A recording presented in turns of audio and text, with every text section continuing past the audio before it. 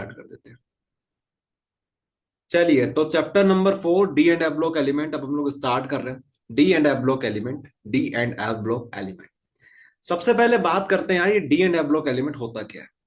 तो ये जो हमारे पास ग्रुप होता है इसे बोलते हैं एस ग्रुप, इसे बोलते हैं, इसको बोलते हैं पी ग्रुप। मतलब 13 से लेके 18 तक हमारे पास पी ग्रुप एलिमेंट्स होते हैं। एक से लेके दो जो होते हैं ये ग्रुप हमारे पास जो होते हैं ये एस ब्लॉक होते हैं। ये जो होते हैं 3 से लेके 12 तक ये हमारे पास डी ब्लॉक एलिमेंट होते हैं।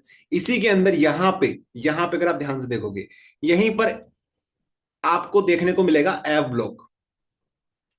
यहीं पे आपको देखने को मिलेगा एफ ब्लॉक। ठीक है, तो हमारे पास इस प्रकार से ग्रुपिंग कर दी गई है। तो हमें क्या पढ़ना है, डी एंड एफ पढ़ना है। एस और पी जो होते हैं, खासकर एस जो ग्रुप है वो क्लास 11th में आप लोग पढ़ते हो, और पी ग्रुप जो है वो, ये जो पी ग्रुप ग्रुप है ना अपना, ये क्लास 12th में होता है, बट ये रिड्यूस हो चुका है मोस्ट ऑफ, तो अब हम लोग इसे नहीं पढ़ेंगे। चलिए, बात करते हैं हम लोग सिलेबस की। आप सभी लोग एक बात सुन लो, सबसे पहले कुछ भी चीज स्टार्ट करो तो पहले सिलेबस आपको पता होना चाहिए। अरे पहले आपको ये चीज तो पता होनी चाहिए ना कि आप पढ़ने क्या जा रहे हो। चैप्टर में आपको क्या क्या चीजें पढ़नी है यही नहीं पता होगा तो फिर क्या मतलब है। बस आगे बढ़ते जाओगे, स्टॉप नहीं मिलेगा आपको कहीं पर भी। इतना सारा है, इतना अगर आपने कर लिया तो आपका पूरा चैप्टर फिनिश हो जाएगा। कोई मुश्किल क्वेश्चन यहां से नहीं आता है, इजी क्वेश्चन आते हैं यहां से, वेरी इजी क्वेश्चन। तो कोई टफ क्वेश्चन नहीं आता है यहां से। टफ अगर बनता है तो यहां से बनता है, जो कि बस दो ही है, और इनको भी कर लिया तो सब कुछ इजी है। ठीक है, पोटेशियम डाइक्रोमेट, पोटेशियम परमैंगनेट। अब ऐसे स्टूडेंट जिन्होंने ऑर्गेनिक केमिस्ट्री कर रखी है, हमने ऑर्गेनिक केमिस्ट्री करवा दी है वैसे तो, बट अगर आप लोग सीक्वेंस में देख रहे हो तो K2Cr2O7 KMnO4, ये ऑर्गेनिक केमिस्ट्री जब आप लोग पढ़ोगे, ऐसे बच्चे जिन्होंने ऑर्गेनिक केमिस्ट्री के हाथ भी नहीं लगाए। ऑर्गेनिक केमिस्ट्री किसे बोलते हैं, जो आपका चैप्टर है halo alkane hello Erin, chapter number 6 से लेके चैप्टर नंबर 9 तक, आमीन वाले चैप्टर तक, इसको बोलते हैं ऑर्गेनिक केमिस्ट्री। तो उसमें आप लोग देखोगे जिन स्टूडेंट्स ने पढ़ रखा है उन्हें पता होगा K2Cr2O7 KMnO4 कितना यूज होता है। बाकी ऐसे स्टूडेंट जिन्होंने नहीं पढ़ी है उनको बता दें ये बहुत काम की चीजें हैं। अच्छा, एक बात सुन लो आप लोग सभी जो ऑनलाइन क्लास में हो, आप लोग सभी ये काम मत किया करो। अभी किसी ने यहाँ पे चित्र दिया है, ये रेड कलर से किसने लिखा है ये, इसको आप क्लीन करो, हमें करना पड़ेगा क्लीन। एक बात बताओ आप लोग सभी, आप सभी को वॉइस आ रही है क्या? Yes sir. ओके आ रही आ रही है सर। Okay okay. तो आपके पास एक पेंसिल का आइकन दिख रहा होगा, उसके आपको चाले नहीं करने, वो जैसा है वैसा का वैसा रहने दो। उससे क्या होता है, आप स्क्रीन पे लिख सकते हो, वो सबको दिखेगा फिर। हाँ, तो हमारे पास सिलेबस की हम लोग बात कर रहे थे। तो physical properties of D block element, ये हमें पढ़ना है फिजिकल प्रॉपर्टीज। अच्छा, ऑर्गेनिक केमिस्ट्री जो थी वहां पर केमिकल प्रॉपर्टीज इंपॉर्टेंट होती थी, यहाँ पर फिजिकल प्रॉपर्टी इंपॉर्टेंट है। उसके बाद इनर पेयर इफेक्ट देखेंगे जो कि हमारा एफ ब्लॉक का पार्ट है। लेंथेनॉइड और एक्टेनॉइड कॉन्ट्रैक्शन होता है, ये भी एफ ब्लॉक का पार्ट है। पोटेशियम डाइक्रोमेट, पोटेशियम परमैंगनेट, इनको हमने स्पेसिफिक कर रखा है क्योंकि ये जो है ये डायरेक्ट क्वेश्चन यहाँ से बनते हैं एग्जाम में। ठीक है, उसके बाद हम लोग कुछ इंपॉर्टेंट क्वेश्चन देखेंगे जो कि इन्हीं में से मिलके बने होंगे। ये जो फिजिकल प्रॉपर्टी है इसी से मिलके हमारे पास कुछ इंपॉर्टेंट क्वेश्चन बनते हैं अलग अलग टाइप के, उनको देख लेंगे, इतने में हमारा चैप्टर हो जाएगा फिनिश, इसके अलावा कुछ नहीं है, बस खत्म चैप्टर। तो physical properties of D block element, inner pair effect, lanthanoid and actinoid contraction देखेंगे, पोटेशियम डाइक्रोमेट, पोटेशियम परमैंगनेट देखेंगे, और लास्ट में देखेंगे इंपॉर्टेंट क्वेश्चंस। चलिए, स्टार्ट करते हैं हम लोग कहां से। आगे हम लोग क्लास 12th में, लेकिन हमें पढ़ने पड़ेंगे क्लास 11th के बेसिक्स। वैसे तो बेसिक्स हमने क्लियर कराए हैं, एक बार वो करा देते हैं, ये कुछ इंपॉर्टेंट बेसिक क्लियर है। तो ये आपको आने चाहिए कि एटॉमिक रेडियाई क्या होती है, आयोनाइजेशन एंथैल्पी क्या होती है, इलेक्ट्रॉन गेन एंथैल्पी क्या होती है, इफेक्टिव न्यूक्लियर चार्ज क्या होता है, बॉन्ड डिसोसिएशन एनर्जी क्या होती है। ये अगर आपको याद नहीं है तो आपसे इस चैप्टर में समझ में कुछ नहीं आएगा। तो फटाफट क्लियर कर लेते हैं क्लास 11th की चीजें, जो आपने छोड़ के आ चुके हो उसको हम लोग खत्म करेंगे। क्लास 11th की चीजें हैं। सबसे पहले बात करते हैं एटॉमिक रेडियाई के ऊपर। तो आपके लिए पूरी कंप्लीट थ्योरी यहां पे लिख रखी है हमने। तो आप लोग पढ़ेंगे the atomic radius of a chemical element is a measure of size of its atom, usually the meaning of typical distance from centre of nucleus to the boundary of surrounding cell of electron. काफी simple चीजें यार, radius समझते हो ना आप लोग, radius को तो बोलते हैं एटॉमिक रेडियाई। ये आपका एटम है, इसका यहाँ पे न्यूक्लियस मान लो, यहां से लेके यहां तक की दूरी हमारी क्या कहलाएगी, रेडियस कहलाएगी। ये आपका एटम है, यहाँ पे सेंटर है, यहां से लेके आउटर शेल तक की दूरी क्या कहलाएगी, हमारी रेडियस कहलाएगी। रेडियस से ही आप लोग एटम का साइज बता सकते हो। ठीक है, जिसकी रेडियस छोटी होगी उसका साइज छोटा होगा, जिसकी रेडियस बड़ी होगी उसका साइज बड़ा होगा। बहुत सिंपल चीज है, कोई बड़ी चीज नहीं है, बहुत बेसिक चीज है ये। आगे देखिए, अगला है हमारे पास आयोनाइजेशन इंथैल्पी। आयोनाइजेशन इंथैल्पी क्या होती है, आयोनाइजेशन इंथैल्पी। तो द अमाउंट ऑफ, यहां पे ऑफ लिखा है, the amount of energy required to remove a valence shell electron of an isolated neutral gaseous atom. तो देखिए, अगर हमारे पास एक एटम है, इसके अंदर यहां पे पॉजिटिव मान लेते हैं, यहां पर नेगेटिव इलेक्ट्रॉन्स लगे हुए हैं। अब आपसे ये बोला जा रहा है, जितनी एनर्जी आपको लग रही है इस इलेक्ट्रॉन को निकालने में, जितनी एनर्जी आपको इस इलेक्ट्रॉन को यहां से बाहर निकालने में लग रही है, उसको बोलते हैं आयोनाइजेशन इंथैल्पी। क्या समझ में आया और क्या समझ में नहीं आया, ये क्वेश्चन यहां पे अब बनता है। देखिए फिर से समझिए, होता क्या है, होता क्या है भैया, कि यहां पे होते हैं इलेक्ट्रॉन, एटम में होते हैं इलेक्ट्रॉन। अब अगर आपको इलेक्ट्रॉन निकालना है, आपको इलेक्ट्रॉन निकालना है, तो आपको क्या करना पड़ेगा, आपको मेहनत करनी पड़ेगी, इस बॉन्ड को तोड़ना पड़ेगा यहां से, तब जाके इलेक्ट्रॉन हमारे पास आएगा। तो जो मेहनत आप लोग करोगे, जो हार्ड वर्क आप लोग करोगे इलेक्ट्रॉन को निकालने में, उसी को बोलते हैं आयोनाइजेशन एंथैल्पी। आपको एनर्जी देनी पड़ेगी इससे, तब जाके इलेक्ट्रॉन बाहर आएगा। जैसे होता है ना कि अगर अपने कुछ चीज लेनी है तो सामने वाले को कुछ ना कुछ देना पड़ेगा।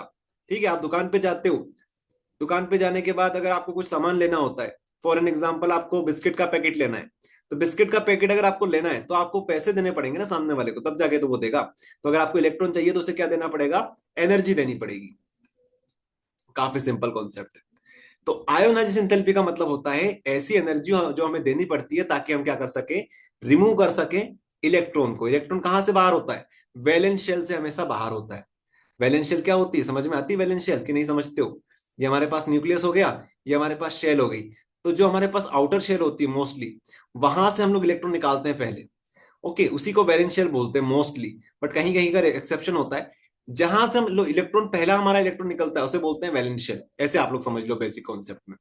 तो इलेक्ट्रॉन जो होता है वो आइसोलेटेड होना चाहिए, सिंगल होना चाहिए, न्यूट्रल होना चाहिए, उसके ऊपर कोई चार्ज वगैरह नहीं होना चाहिए एक्स्ट्रा, और गैसेस एटम होना चाहिए। ये हमारे पास कंडीशन होती है कुछ। तो इतना समझ लो, आयोनाइजेशन एंथैल्पी का मतलब है इलेक्ट्रॉन निकालने में जो एनर्जी लगती है वो।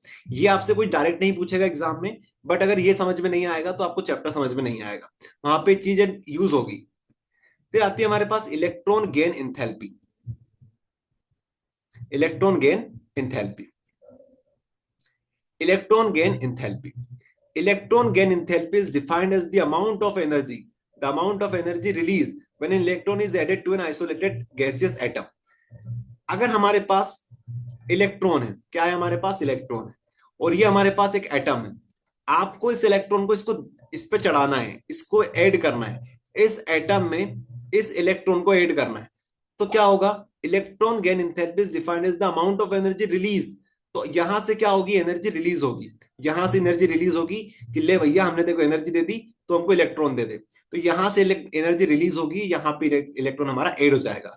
तो इलेक्ट्रॉन गेन का मतलब होता है इलेक्ट्रॉन गेन करेगा। कौन करेगा गेन, एटम करेगा गेन इलेक्ट्रॉन को। तो वो जो एनर्जी है वो क्या करेगा, वो रिलीज करेगा। एटम क्या करेगा, रिलीज करेगा। ठीक है, क्योंकि उसको क्या चाहिए, इलेक्ट्रॉन चाहिए। तो इंथैल्पी का मतलब वही होता है एनर्जी। इलेक्ट्रॉन गेन एनर्जी या फिर इंथैल्पी बोल दो, दोनों एक ही बात होती है। अच्छा, मैं ये चीज समझ में नहीं आ रही है यार, कुछ स्टूडेंट ऐसे होते हैं जो क्लास में आते हैं फिर रिमूव हो जाते हैं, फिर आते हैं फिर क्लास में लीव कर देते हैं क्लास को। ऐसा क्यों कर रहे हैं स्टूडेंट्स। अगर पढ़ना है तो अच्छे से पढ़ो, नहीं पढ़ना है तो मत पढ़ो, रिकॉर्डेड में देख लेना, आपकी मर्जी है। बट यहाँ से फिर डिस्टर्ब होते हैं हम, जब देखते हैं नंबर कितने स्टूडेंट ऐड हैं, फिर रिमूव हो गए, फिर ऐड हो गए, क्या चल रहा है। कोई नेटवर्क इश्यू वगैरह आता है तो आप बिल्कुल माइक ऑन करके बताइए, ये प्रॉब्लम आ रही है हमें। आगे देखिए, आगे हमारे पास है अगली term, effective nuclear charge. Effective nuclear charge, the effective nuclear charge is the actual amount of positive charge experienced by an electron in an poly electronic atom. मान लो हमारे पास एक एटम है जहां पर हमारे पास मान लो मल्टीपल इलेक्ट्रॉन्स है, एक इलेक्ट्रॉन्स, दो इलेक्ट्रॉन्स। तो इसके ऊपर इफेक्टिव न्यूक्लियर चार्ज, न्यूक्लियर के अंदर कौन सा चार्ज होता है, न्यूक्लियर चार्ज मतलब पॉजिटिव चार्ज, पॉजिटिव चार्ज, क्योंकि न्यूक्लियस के अंदर से पॉजिटिव चार्ज होता है। तो ये इफेक्टिव कितना पॉजिटिव चार्ज बनेगा, ठीक है, उसे हम लोग बोलते हैं effective nuclear charge. The effective nuclear charge is the actual amount of positive charge. कितना पॉजिटिव चार्ज हमारे पास एक्चुअल में है, जो कि क्या है, जो कि एक्सपीरियंस कर रहा है हमारा एटम, एटम हमारा जो एक्सपीरियंस कर रहा है उसे बोलेंगे इफेक्टिव न्यूक्लियर चार्ज। ये टर्म फिर से आएगी बाद में, इसलिए इन पे ध्यान दो। अगला आता है नाम में छुपा हुआ है बॉन्ड डिसोसिएशन एनर्जी। डिसोसिएशन का मतलब होता है तोड़ना, डिसोसिएशन का मतलब होता है तोड़ना।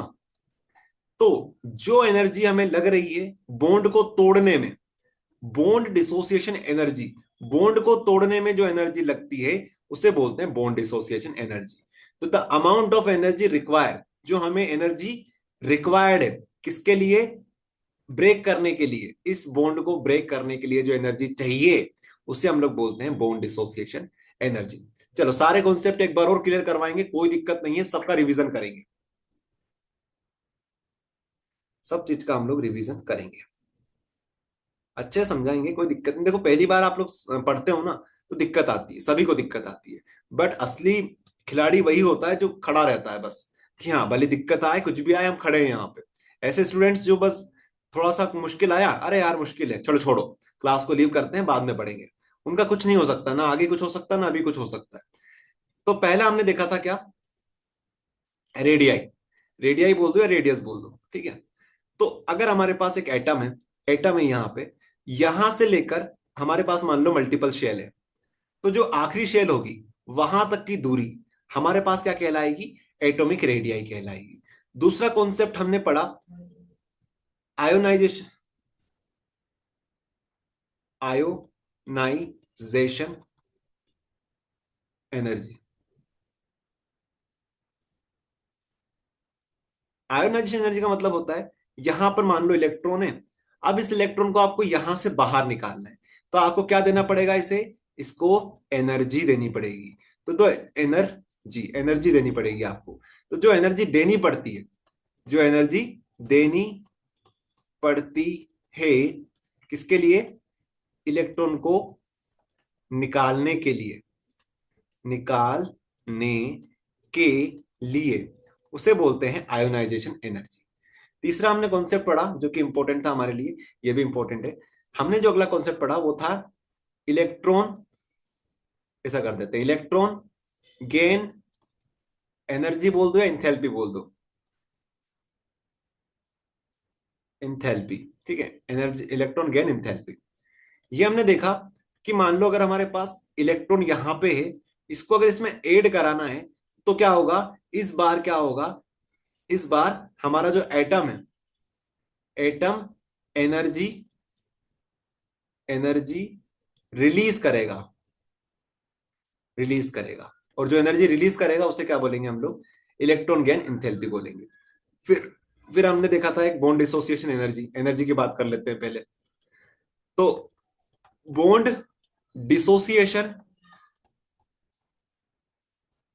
एनर्जी, तो देखो मान लो हमारे पास एक कंपाउंड है ए बी, एक कंपाउंड है हमारे पास सी डबल बॉन्ड डी, एक कंपाउंड है हमारे पास ई एफ, इसमें लगा है ट्रिपल बॉन्ड। तो बताओ सबसे ज्यादा एनर्जी किसमें लगेगी तोड़ने में, ये सिंगल बॉन्ड है तो मान लो यहां पे हमें एनर्जी लग रही है कुछ, ट्रिपल बॉन्ड। हाँ वेरी गुड, जो ट्रिपल बॉन्ड होगी वहां पे सबसे ज्यादा एनर्जी हमें देनी पड़ेगी, ठीक है, यहां पे सबसे ज्यादा मेहनत करनी पड़ेगी हमें तोड़ने के लिए, यहां पे सबसे कम, यहां पे सबसे कम, यहां पे उससे ज्यादा थोड़ी सी। तो ये चीज होती है, ट्रिपल बॉन्ड मतलब तीन बॉन्ड आपको तोड़नी है। तो जब आपसे कोई पूछे कि बताओ सबसे ज्यादा एनर्जी आपको कहाँ देनी पड़ती है, तो आप बोलोगे यहाँ पे ट्रिपल बॉन्ड में, यहाँ पे तीन बॉन्ड है। बस यही तो कॉन्सेप्ट था, इतनी सी बात थी। ये आपके कॉन्सेप्ट क्लियर हो गए क्लास 11th के।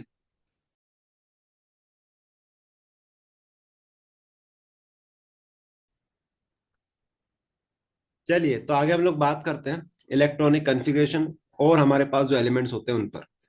तो आप लोग यहाँ पे आ जाइए जरा फिर से, यहाँ पर आपको देखने को मिलेगा डी ब्लॉक, और डी ब्लॉक के अंदर, डी ब्लॉक के अंदर हमें स्कैंडियम से लेकर तो जिंक तक, scandium, titanium, vanadium, chromium, manganese, manganese iron, cobalt, निकल, कॉपर, कॉपर और जिंक। ये सारे नाम याद होने चाहिए। एटॉमिक नंबर होता है 21, 22, 23, यहाँ पे 24, इसका 25, इसका 26, 27, इसका 28, यहाँ पे 29 और जिंक का होता है 30। ये आप सभी को याद होने चाहिए। ठीक है, याद नहीं है तो याद करो, याद करवा देते हैं आपको फटाफट। तो देखो, हमारे पास एटॉमिक नंबर भी लिखा हुआ है, एलिमेंट का नाम भी लिखा हुआ है, ठीक है, इनके सिंबल भी लिखे हुए हैं कि शॉर्टकट में इन्हें किस तरीके से लिखते हैं। तो आपके लिए एक ट्रिक है बहुत शानदार सी, यहाँ पे ले बनाते हैं ट्रिक आपके लिए। ये ले लेते हैं कलर। देखो, साइंस टीचर, साइंस, साइंस मतलब SC, साइंस, TI से आ जाएगा हमारे पास टीचर, साइंस टीचर, V से आ जाएगा हमारे पास विनीता, विनीता कुमारी, विनीता कुमारी। तो science teacher Vinita Kumari, MN से हमारे पास रहेगा madam, madam, science teacher Vinita Kumari madam. FE मतलब हो गया फेविकोल, फेविकोल। CO मतलब को, फेविकोल को। नहीं छूना जनाब, नहीं छूना जनाब, नहीं छूना जनाब। ठीक है, इस तरीके से आप लोग याद कर सकते हो कि ये हमारे पास हो गया science teacher Vinita Kumari madam, Fevicol को नहीं छूना जनाब। ऐसे आप लोग याद कर सकते हो। एक तरीका और ऐसा है कि सचिन तेंदुलकर वर्ल्ड क्रिकेट में फिर कोई नया कप जीतेगा, सचिन तेंदुलकर वर्ल्ड क्रिकेट में फिर कोई नया कप जीतेगा। ऐसे याद कर सकते हो। एक और तरीका होता है सिंपल सा, इसको बोल दो सक्टिव, सक्टिव कर्मन, कर्मन फीको निकोजन, फीको निकोजन, सक्टिव कर्मन फीको निकोजन, सक्टिव कर्मन फीको निकोजन। तो जैसे आपको याद करना है वैसे याद करो, एट द एंड आप सभी को ये याद होनी चाहिए। चलिए अब बात करते हैं हम लोग इलेक्ट्रॉनिक कन्फिग्रेशन पर। इन इलेक्ट्रॉनिक कन्फिग्रेशन कैसे करते हैं सिखाई थी हमने, क्लास 11 का टॉपिक है ये, बट इसको हमने बेसिक ऑर्गेनिक केमिस्ट्री में कवर करवा दिया था। तो अगर आप लोग एडुस्टेट ऐप पर चेक कर रहे हो तो एडुस्टेट ऐप पर चेक करना, वहां पर एक सेक्शन बना हुआ है बेसिक ऑर्गेनिक केमिस्ट्री का। तो ऑर्गेनिक केमिस्ट्री में हमने ये इलेक्ट्रॉनिक कन्फिग्रेशन करना सिखाया था। अगर नहीं आता है तो सीख लेना, बाकी आता है तो अच्छी बात है, आप लोग आसानी से समझ में आ जाएगी सारा कॉन्सेप्ट। चलो, तो कॉन्सेप्ट हमारा ये बोलता है कि हमारे पास एटॉमिक नंबर स्कैंडियम का होता है 21। ठीक है, 21। तो 21 के लिए हम लोग इलेक्ट्रॉनिक कन्फिग्रेशन कैसे लिखते हैं? 1s, दो इलेक्ट्रॉन आ गए यहाँ पे, 1s2, 2s2, फिर हमारे पास आता है 2p6, फिर आता है हमारे पास 3s, यहाँ पे हमारे पास दो इलेक्ट्रॉन पूरे भरा जाएंगे। फिर हमारे पास क्या आता है? 3p आता है। फिर हमारे पास क्या आता है? 3d आता है। फिर आता है हमारे पास 4s। ठीक है, ये हमारे पास होता है। तो 1s2 में दो इलेक्ट्रॉन्स हमने फिल कर दिए, 2s2 में दो इलेक्ट्रॉन फिल कर दिए, इसमें 6 इलेक्ट्रॉन फिल कर दिए। कितने हो गए यहाँ पे? 10 इलेक्ट्रॉन हो गए, दो दो चार और छह 10। यहाँ पर कितने हो गए? 12। यहाँ पे 6 भर देते हैं। देखो, एस की कैपेसिटी होती है 2 की, पी की कैपेसिटी होती है 6 की, डी की होती है 10 की। चलो, तो 2 यहाँ पे, 2 यहाँ पे 4, 4 और 6 10, 10 11 12, 12 और 6 18, 18 इलेक्ट्रॉन्स यहाँ पे फिल हो चुके हैं। जरा ध्यान से देखना, इसमें आएगा इलेक्ट्रॉन बाद में, पहले ये फिल होता है। तो इसमें 18 हो गया हमारे पास, 18 19 और 20, दो हमने यहाँ पे फिल कर दिए। अगला इलेक्ट्रॉन किस में आएगा? डी में आएगा, तो डी बाद में फिल होता है। ठीक है, तो इसलिए हम लोग ऐसा लिखते हैं, 4s2 पहले लिखते हैं, 4s2 पहले लिखते हैं, 4s2, फिर आता है 3d, 3d के अंदर 1 आएगा इलेक्ट्रॉन। ठीक है, ये हमारे पास इलेक्ट्रॉनिक कन्फिग्रेशन किसकी बन गई?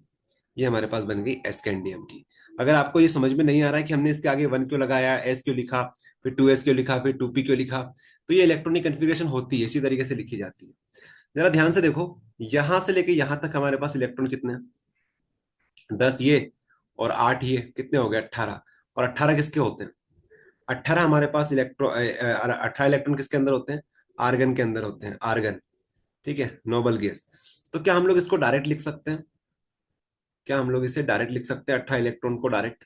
तो आप चाहो तो इसी को इस तरीके से भी लिख सकते हो शॉर्टकट में, कि आप बना दो आर्गन। आर्गन हमारे पास जो इलेक्ट्रॉनिक कन्फिग्रेशन है वो होगा। उसके बाद हम सिर्फ लिखेंगे 4s2, और यहाँ पे आ जाएगा 3d1। ठीक है, ये आप लोग डायरेक्ट लिख सकते हो इस तरीके से, क्योंकि ये सभी में सेम रहेगा, ये बार बार सेम आएगा। जैसे हम लोग स्कैंडियम के बाद टाइटेनियम की बात करते हैं। टाइटेनियम में होते हैं 22 इलेक्ट्रॉन। तो फिर बनाएंगे 1s, 2s, 2p, 3s, 3 6, 3p, 4s, 3d। तो हमारे पास दो इलेक्ट्रॉन यहाँ पे आगे, दो दो चार, छः चार 10, 10 और 2 12, 12 और 6 18, 18 के बाद 19 20 21 22, यहाँ पे दो इलेक्ट्रॉन आ गए, यहाँ पे 1 था, यहाँ पे 2 आ गया, बस इतना सा डिफरेंस है। फिर से ये आप लोग सेम देख पाओगे। तो आप इसको इस तरीके से भी लिख सकते हो कि आर्गन तक तो सब सेम चलेंगे। उसके बाद हमारे पास यहाँ पे 4s2 आ जाएगा, यहाँ पे 3d2 आ जाएगा। ठीक है, ये हो गया हमारे पास। हाँ, तो ये हमारे पास इस तरीके से हो गया। उसके बाद आगे देखते हैं। अ, देखना आप लोग स्कैंडियम, टाइटेनियम, वेनेडियम। वेनेडियम में कितने होते हैं? 23 होते हैं। अब ये देखो, ये चीज वापस सेम एज इट इज आ जाएगी, यहाँ से लेके यहाँ तक। अंतर क्या आएगा? यहाँ पे आएगा 4s2, यहाँ पे आ जाएगा 3d3। तो यहाँ पे आप लोग डायरेक्ट लिख सकते हो आर्गन, यहाँ पे 4s2, यहाँ पे 3d3। तो इस तरीके से हमारे पास इलेक्ट्रॉनिक कन्फिग्रेशन बनेगी। ओके, अब चलो एक और कॉन्सेप्ट आपका क्लियर करा देते हैं साथ साथ। स्कैंडियम जो है, स्कैंडियम को उठाते हैं। स्कैंडियम हमारे पास है 4s2, 3d1, साथ में हमारे पास यहाँ पे आर्गन है। ये हमारे पास इलेक्ट्रॉनिक कन्फिग्रेशन किसकी है? स्कैंडियम की है, ये वाली। अगर हम लोग बॉक्स के फॉर्मेट में बात करें तो 3D जो होगा, इसके पास होंगे 5 बक्से इस तरीके से। पहले 3D आएगा, एक दो, एक दो तीन चार पांच। डी के हमारे पास 5 बक्से होते हैं। और जो हमारे पास एस होता है, उसके पास कितनी सबशेल्स होती है? सिर्फ एक होती है, जिसमें दो इलेक्ट्रॉन्स आ सकते हैं। तो अगर आप लोग इलेक्ट्रॉन फिल करोगे, यहां तक तो आर्गन की बात हो गई। तो आर्गन, फिर हमारे पास दो इलेक्ट्रॉन है 4s में। तो एक इलेक्ट्रॉन इस तरीके से, दूसरा इलेक्ट्रॉन इस तरीके से, दो इलेक्ट्रॉन हमने एस में भर दिया। ये एस हमारे पास है, 4s है हमारे पास ये। और ये हमारे पास 3D है, 3D सब शेल है। एक इलेक्ट्रॉन आ गया यहाँ पे, तो ये किसकी इलेक्ट्रॉनिक कन्फिग्रेशन बन गई हमारे पास? स्कैंडियम की बन गई। टाइटेन टाइटेनियम की बात करें तो यहाँ पे होते हैं 22 इलेक्ट्रॉन। तो आर्गन तक हो गया हमारे पास 18। आर्गन तक हो गया हमारे पास 18। फिर हमारे पास एक डी ब्लॉक रहेगा, एक दो तीन, एक दो तीन, चार और एक पांच। यहाँ पे हमारे पास इस तरीके से ये ब्लैंक रहेगा। तो अगर बात करें 4s में, तो 4s में कितने, यहाँ पर दो इलेक्ट्रॉन गए थे, यहाँ पे एक गया था। तो यहाँ पर फिर से दो इलेक्ट्रॉन आराम से आ जाएंगे, एक यहाँ पे एक यहाँ पे। ठीक है, तो 18 19 20, इसके कितने होते हैं? 22 होते हैं। तो 19 20 हो गए यहाँ पे, यहाँ पे 21, यहाँ पे 22। पहले सिंगल सिंगल फिल होंगे, फिर आगे जाके जैसे हमारे पास अगर 23 होते तो यहाँ पे आता, 24 होते तो यहाँ पे आता, 25वां यहाँ पे आता, ऐसा होता। और अगर हमारे पास मान लो यहाँ पे 25 हो गए, इसके बाद अगला आता तो वो यहाँ पे आता, फिर अगला यहाँ पे आता। इस तरीके से फिल होता है एक एक करके। ठीक है, पहले सिंगल सिंगल, फिर डबल कपलिंग होती है फिर। तो आया समझ में कैसे किया हमने? ये होता है। तो अभी हमें दो के लिए करना था, तो दो के लिए ये हो गया 3d2। इसी तरीके से अगर आप लोग वेनेडियम की बात करोगे, तो आर्गन तक हमारे पास 18 हो गए। 18 के बाद यहाँ पे एक दो तीन चार, यहाँ पे इस तरीके से एक बॉक्स बन गया हमारे पास। तो दो इलेक्ट्रॉन यहाँ पे आ गए, वो कितने हो गए? 20। 18 और दो 20, एक हो गया हमारे पास 21, ये हमारे पास 22, ये हमारे पास 23।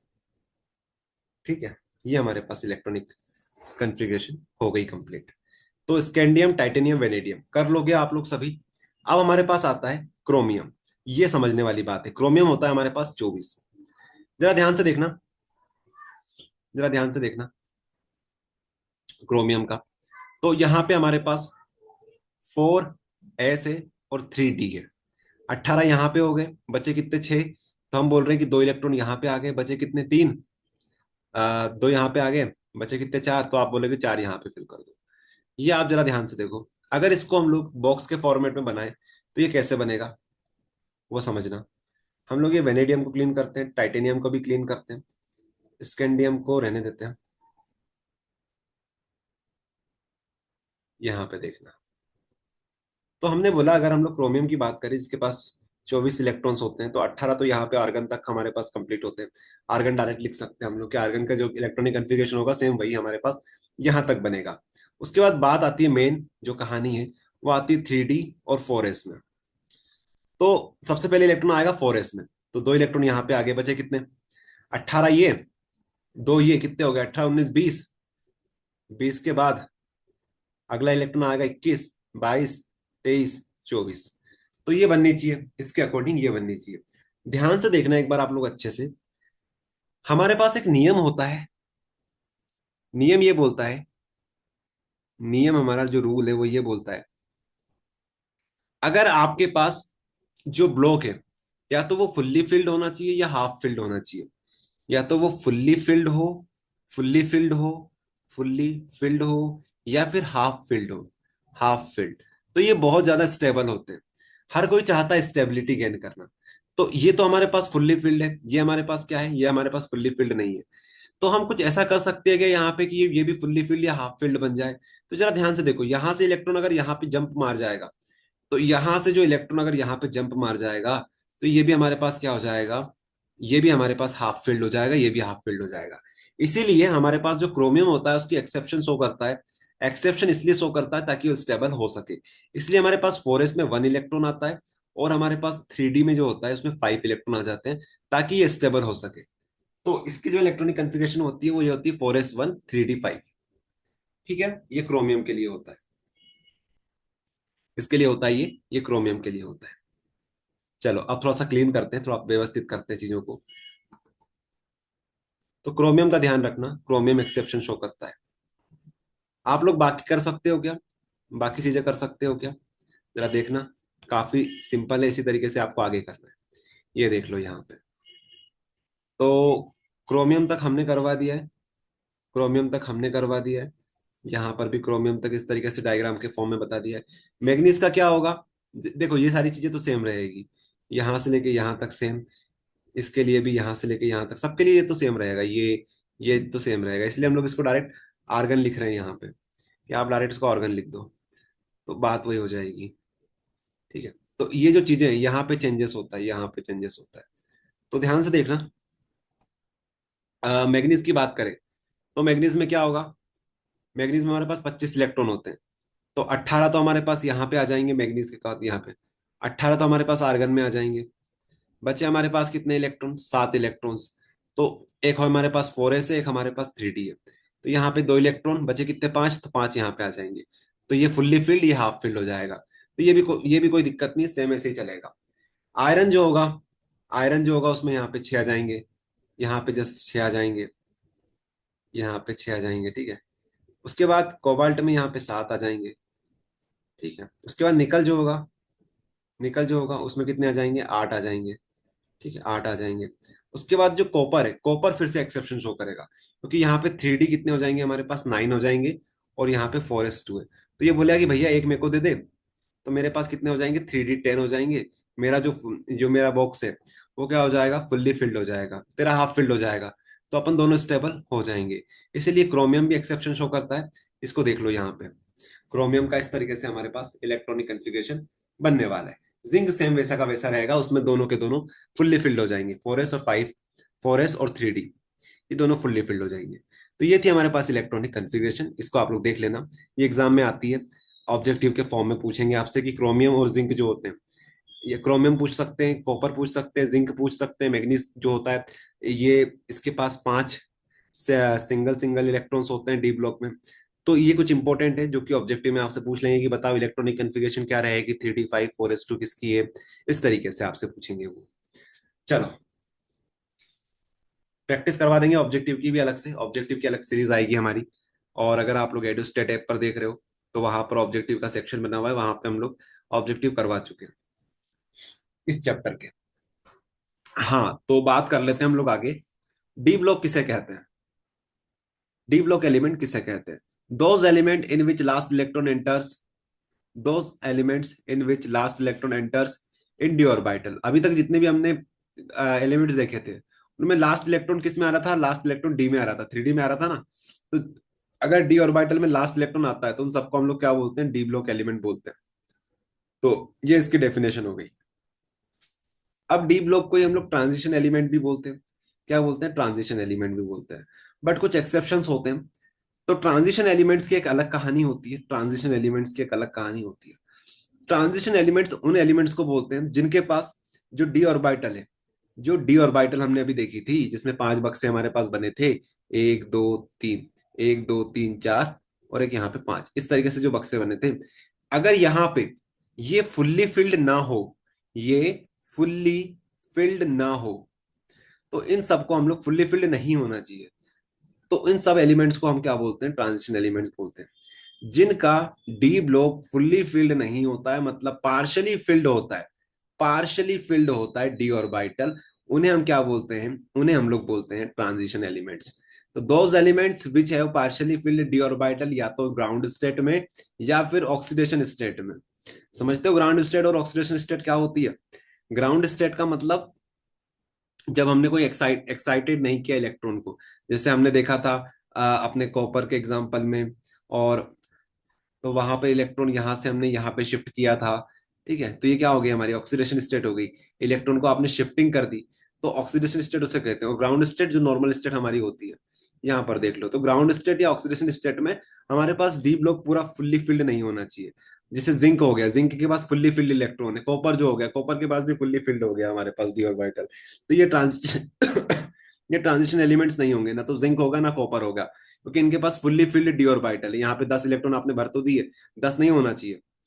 तो यहाँ पे हमने लिख रखा है जिंक हो गया, कैडमियम हो गया, मरकरी हो गया, ये क्या है? इनके पास डी ऑर्बिटल फुल्ली फिल्ड होता है, इसलिए हम इन्हें क्या बोलते हैं कि ये हमारे पास ट्रांजिशन एलिमेंट्स नहीं होते हैं। Zinc zinc cadmium mercury, they have fully filled d orbital, they not considered as transition elements. आया समझ में?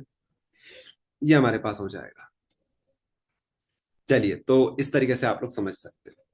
बाकी अगर आप लोग फिर से यहाँ पे आओ तो एक फॉर्मूला बना सकते हो आप लोग। यहाँ से एक फॉर्मूला बन जाता है हमारे पास इलेक्ट्रॉनिक कन्फिग्रेशन का, इसको देख लो, इसको देख लो, इसको देख लो, या फिर यहाँ पे ये देख लो, ये देख लो, ये देख लो। तो हम यह बोल सकते हैं कि हमारे पास जो चीजें आ रही है वो इस फॉर्मेट में आ रही है, कि हमारे पास कोई एन है, या फिर हम ऐसा बोले कि हमारे पास एक एन है जो कि एस के साथ है। यहाँ पे हमारे पास एन में से अगर एक कम कर दें तो ये हमारे पास डी के साथ है। यहाँ पर एस में 1 इलेक्ट्रॉन या 2 आ सकते हैं, डी में हमारे पास 1 से लेकर 10 इलेक्ट्रॉन आ सकते हैं। जैसे हमने एग्जांपल लिया इसका, अगर हम लोग एन की जगह पे 4 ले लेते हैं, n = 4 कर लेते हैं, तो हमारे पास बनेगा 4s। यहाँ पे या तो 1 इलेक्ट्रॉन आएगा या फिर 2 इलेक्ट्रॉन आएंगे, 1 से लेकर 2 तक आ सकते हैं। अब n-1 करेंगे, 4 में से एक गया तो कितना बचा? हमारे पास 3 बचा, तो यहाँ पे आ गया 3d। ये हमारे पास 1 से लेकर 10 इलेक्ट्रॉन हो सकते हैं। तो ये हमारे पास ये हमारे पास जनरल इलेक्ट्रॉनिक कन्फिग्रेशन का फॉर्मूला बन गया हमारे पास। ठीक है, n-1 d ns 1 2, इस तरीके से आप बता सकते हो। चलिए, तो ये हमारे पास सिंबल हो गए, इसके अलावा इलेक्ट्रॉनिक कन्फिग्रेशन हो गई, एलिमेंट्स हो गए, ट्रांजिशन एलिमेंट समझा दिया, general electronic configuration of D block element, ये जो नीचे लिखा हुआ है ये आपको बता दिया कि इस तरीके से फॉर्मूला आया हुआ है। चलो, तो ये हमारे पास कॉन्सेप्ट हुआ क्लियर। अगला हमारे पास आता है general trends of transition elements. General trends of transition elements important question है, पूछा जाता है। जनरल ट्रेंड्स ऑफ सारे के सारे इंपॉर्टेंट है, यहीं से तो क्वेश्चन आएगा एग्जाम में, और यही तो है चैप्टर में सबसे मेन चीज। हाँ, तो पहला हमारे पास जनरल ट्रेंड आता है एटॉमिक रेडियाई का। देखो यार, स्कैंडियम, फिर आता है टाइटेनियम, वेनेडियम, क्रोमियम, मैग्नीज, इस तरीके से हम लोग जिंक तक चलते हैं। तो अगर हम लोग राइट की तरफ लेफ्ट से राइट की तरफ मूव करते हैं, तो स्कैंडियम का जो साइज है वो कितना होगा, जिंक का जो साइज है वो कितना होगा, और क्या साइज छोटे होते जाएंगे या फिर साइज बड़े होते जाएंगे? अगर हम लोग स्कैंडियम की बात करें, जिंक की बात करें, बीच के एलिमेंट्स की बात करें, तो साइज, क्या हम लोग लेफ्ट से राइट मूव करेंगे तो साइज छोटा होता जाएगा या साइज बड़ा होता जाएगा, या फिर सभी का साइज सेम होता है? तो ये हम लोग पढ़ते हैं एटॉमिक रेडियाई के अंदर। एटॉमिक रेडियाई क्या बोलती है कि atomic radii of D block element in a series initially decrease. तो पहले क्या होता है? इनिशियली डिक्रीज होता है साइज में, कि भाई स्कैंडियम का साइज जो है वो बड़ा है, स्कैंडियम टाइटेनियम का जो साइज है वो उससे छोटा होगा।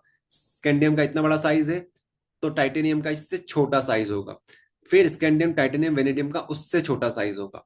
तो साइज हमारा क्या होता जाएगा, लेफ्ट टू राइट में डिक्रीज होता जाएगा इनिशियली। तो हमने बोला है कि हमारा जो साइज है भैया, ये एलिमेंट्स का वो साइज छोटा होता जाएगा इनिशियली, इनिशियली डिक्रीज। ठीक है, initially decrease with increase in atomic number. तो वही बात है कि जैसे जैसे एटॉमिक नंबर बढ़ते जाएंगे, पहले हमारे पास 21 था स्कैंडियम का, टाइटेनियम का क्या होता है 22, स्कैंडियम टाइटेनियम वेनेडियम का हमारे पास 23 होता है। ठीक है, स्कैंडियम टाइटेनियम वेनेडियम। तो यहाँ पे साइज हमारा क्या होता जाएगा, डिक्रीज होता जाएगा। एक समय ऐसा आएगा कि साइज हमारे पास कांस्टेंट हो जाएगा, देन बिकम ऑलमोस्ट कांस्टेंट। बाकी जो एलिमेंट्स है उसका साइज क्या हो जाएगा, कांस्टेंट हो जाएगा। फिर वहां पे अगर हम लोग बात करें दो एलिमेंट्स की, तो उनका दोनों का साइज क्या हो जाएगा, सेम हो जाएगा।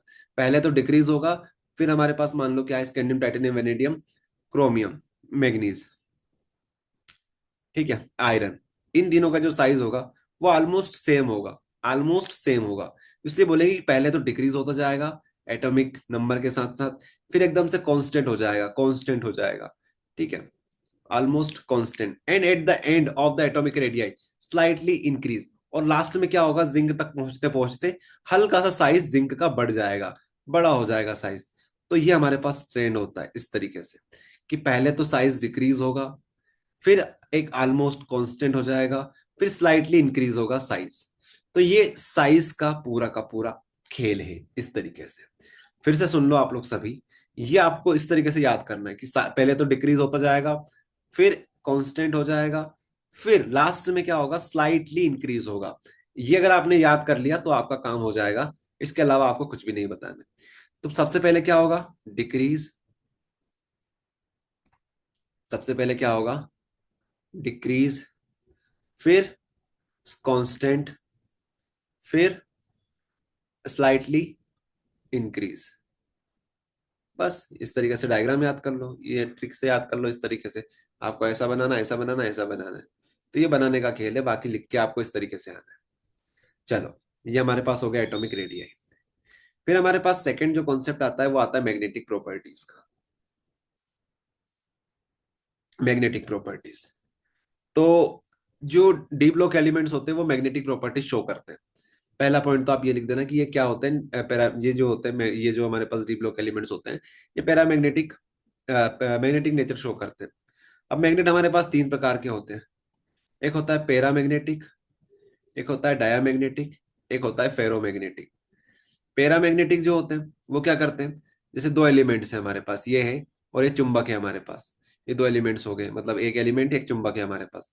तो अगर ये जो एलिमेंट है ये डी ब्लॉक का एलिमेंट है, तो ये क्या करेगा, ये अगर पैरामैग्नेटिक हुआ तो इसकी तरफ अट्रैक्ट करेगा, क्या करेगा, ये मैग्नेट की तरफ अट्रैक्ट करेगा, क्या करेगा, अट्रैक्ट करेगा।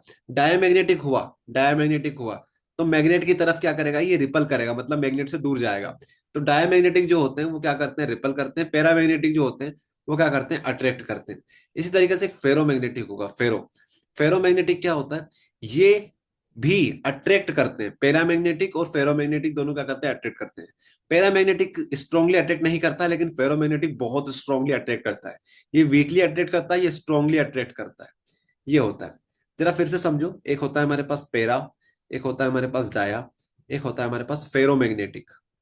यहाँ पे लिखा हुआ है paramagnetic nature is due to the presence of unpaired electron.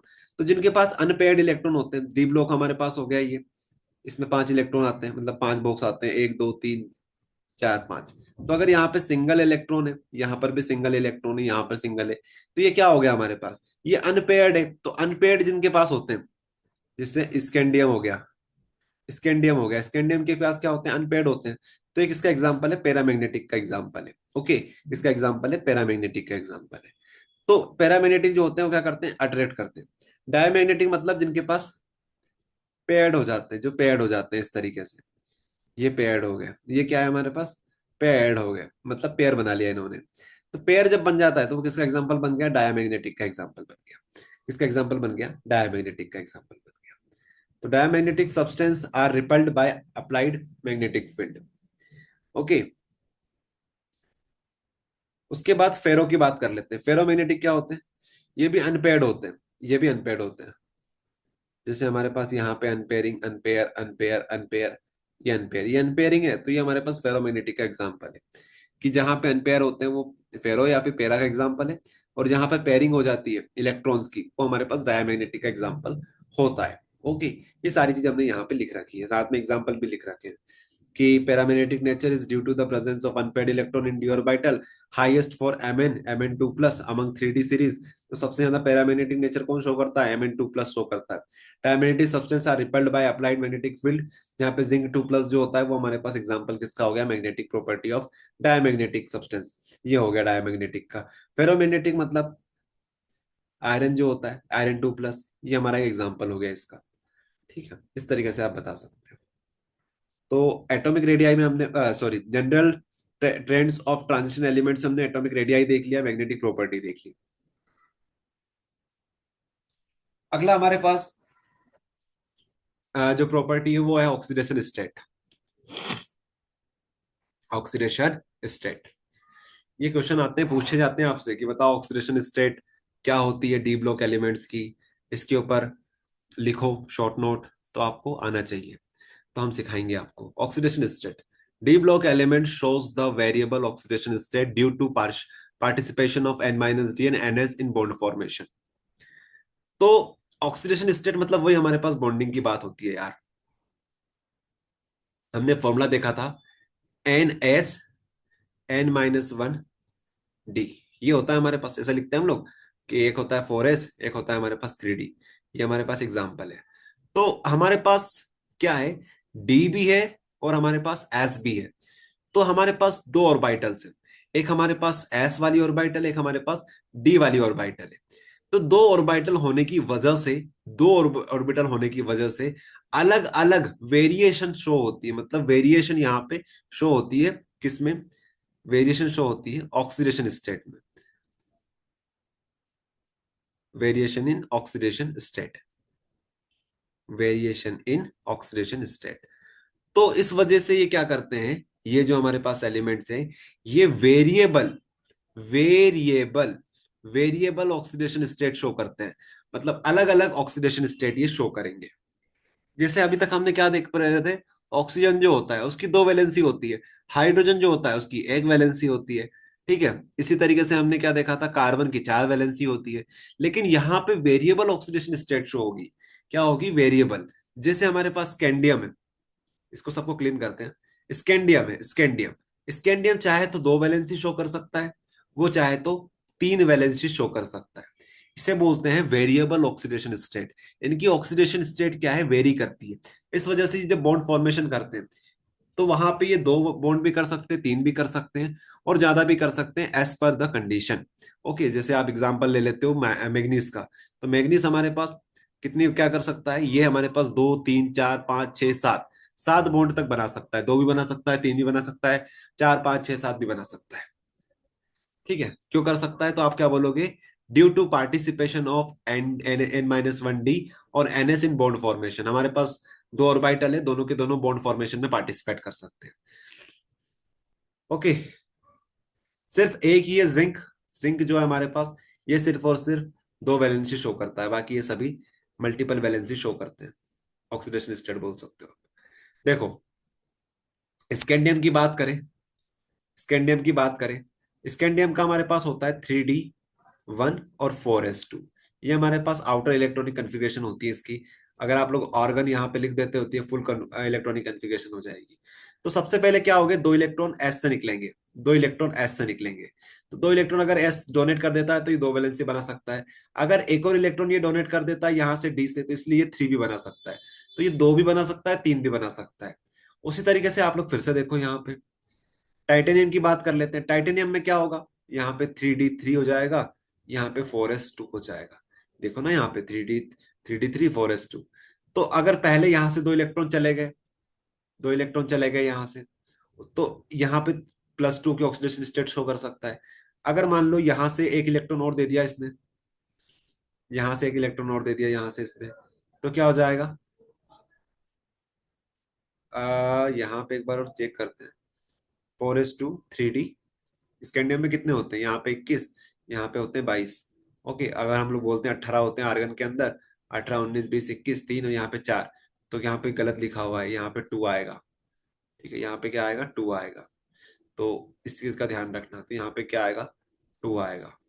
तो अगर इस हिसाब से चले तो यहाँ पे +3 भी कर सकता है, क्योंकि एक बार इलेक्ट्रॉन ये डोनेट करेगा तो बचेगा कितना, यहाँ पे 2 पहले से थे, 2 डोनेट किए, यहाँ से एक और कर दिया इसने तो 3 कर सकता है। चाहे तो ये 2 डोनेट कर सकता है तो 4 भी कर सकता है ये। समझो यार चीज को, इस तरीके से समझ लो, बक्से के फॉर्मेट में इस तरीके से देख लो, यहाँ पे और समझ में आ जाएगा आपको। यहाँ पे ये, यहाँ पे ये, हमने बोला कि 2 इलेक्ट्रॉन यहाँ से ले लो, तो बोला कि ठीक है, +2 शो कर सकता है। अब 2 जब निकल गए यहाँ से, और साथ साथ ये एक और आ गया इसके साथ कि भैया मैं भी चलूंगा तेरे साथ, तो क्या बोलेगा, चल तू भी चल मेरे साथ, तो ये 3 हो गए। ये बोलेगा भैया हम भी चलेंगे आपके साथ, तो अब बोलेगा चलो तुम दोनों चलो मेरे साथ, तो ये +4 भी शो कर सकता है। ऐसा होता है कि यहाँ पे 2, 3, 4 शो की जा सकती है। एग्जाम्पल ले लो मैग्नीज का, सबसे ज्यादा शो करता है मैग्नीज। तो मैग्नीज क्या है, हमारे पास डी में 5 है और एस में 2 है हमारे पास। यहाँ पे 3 बना लो, यहाँ पे 4 बना लो। ठीक है, नंबरिंग है कि ये कौन सी ऑर्बिटल है हमारे पास, 3 वाली है, 4 वाली है।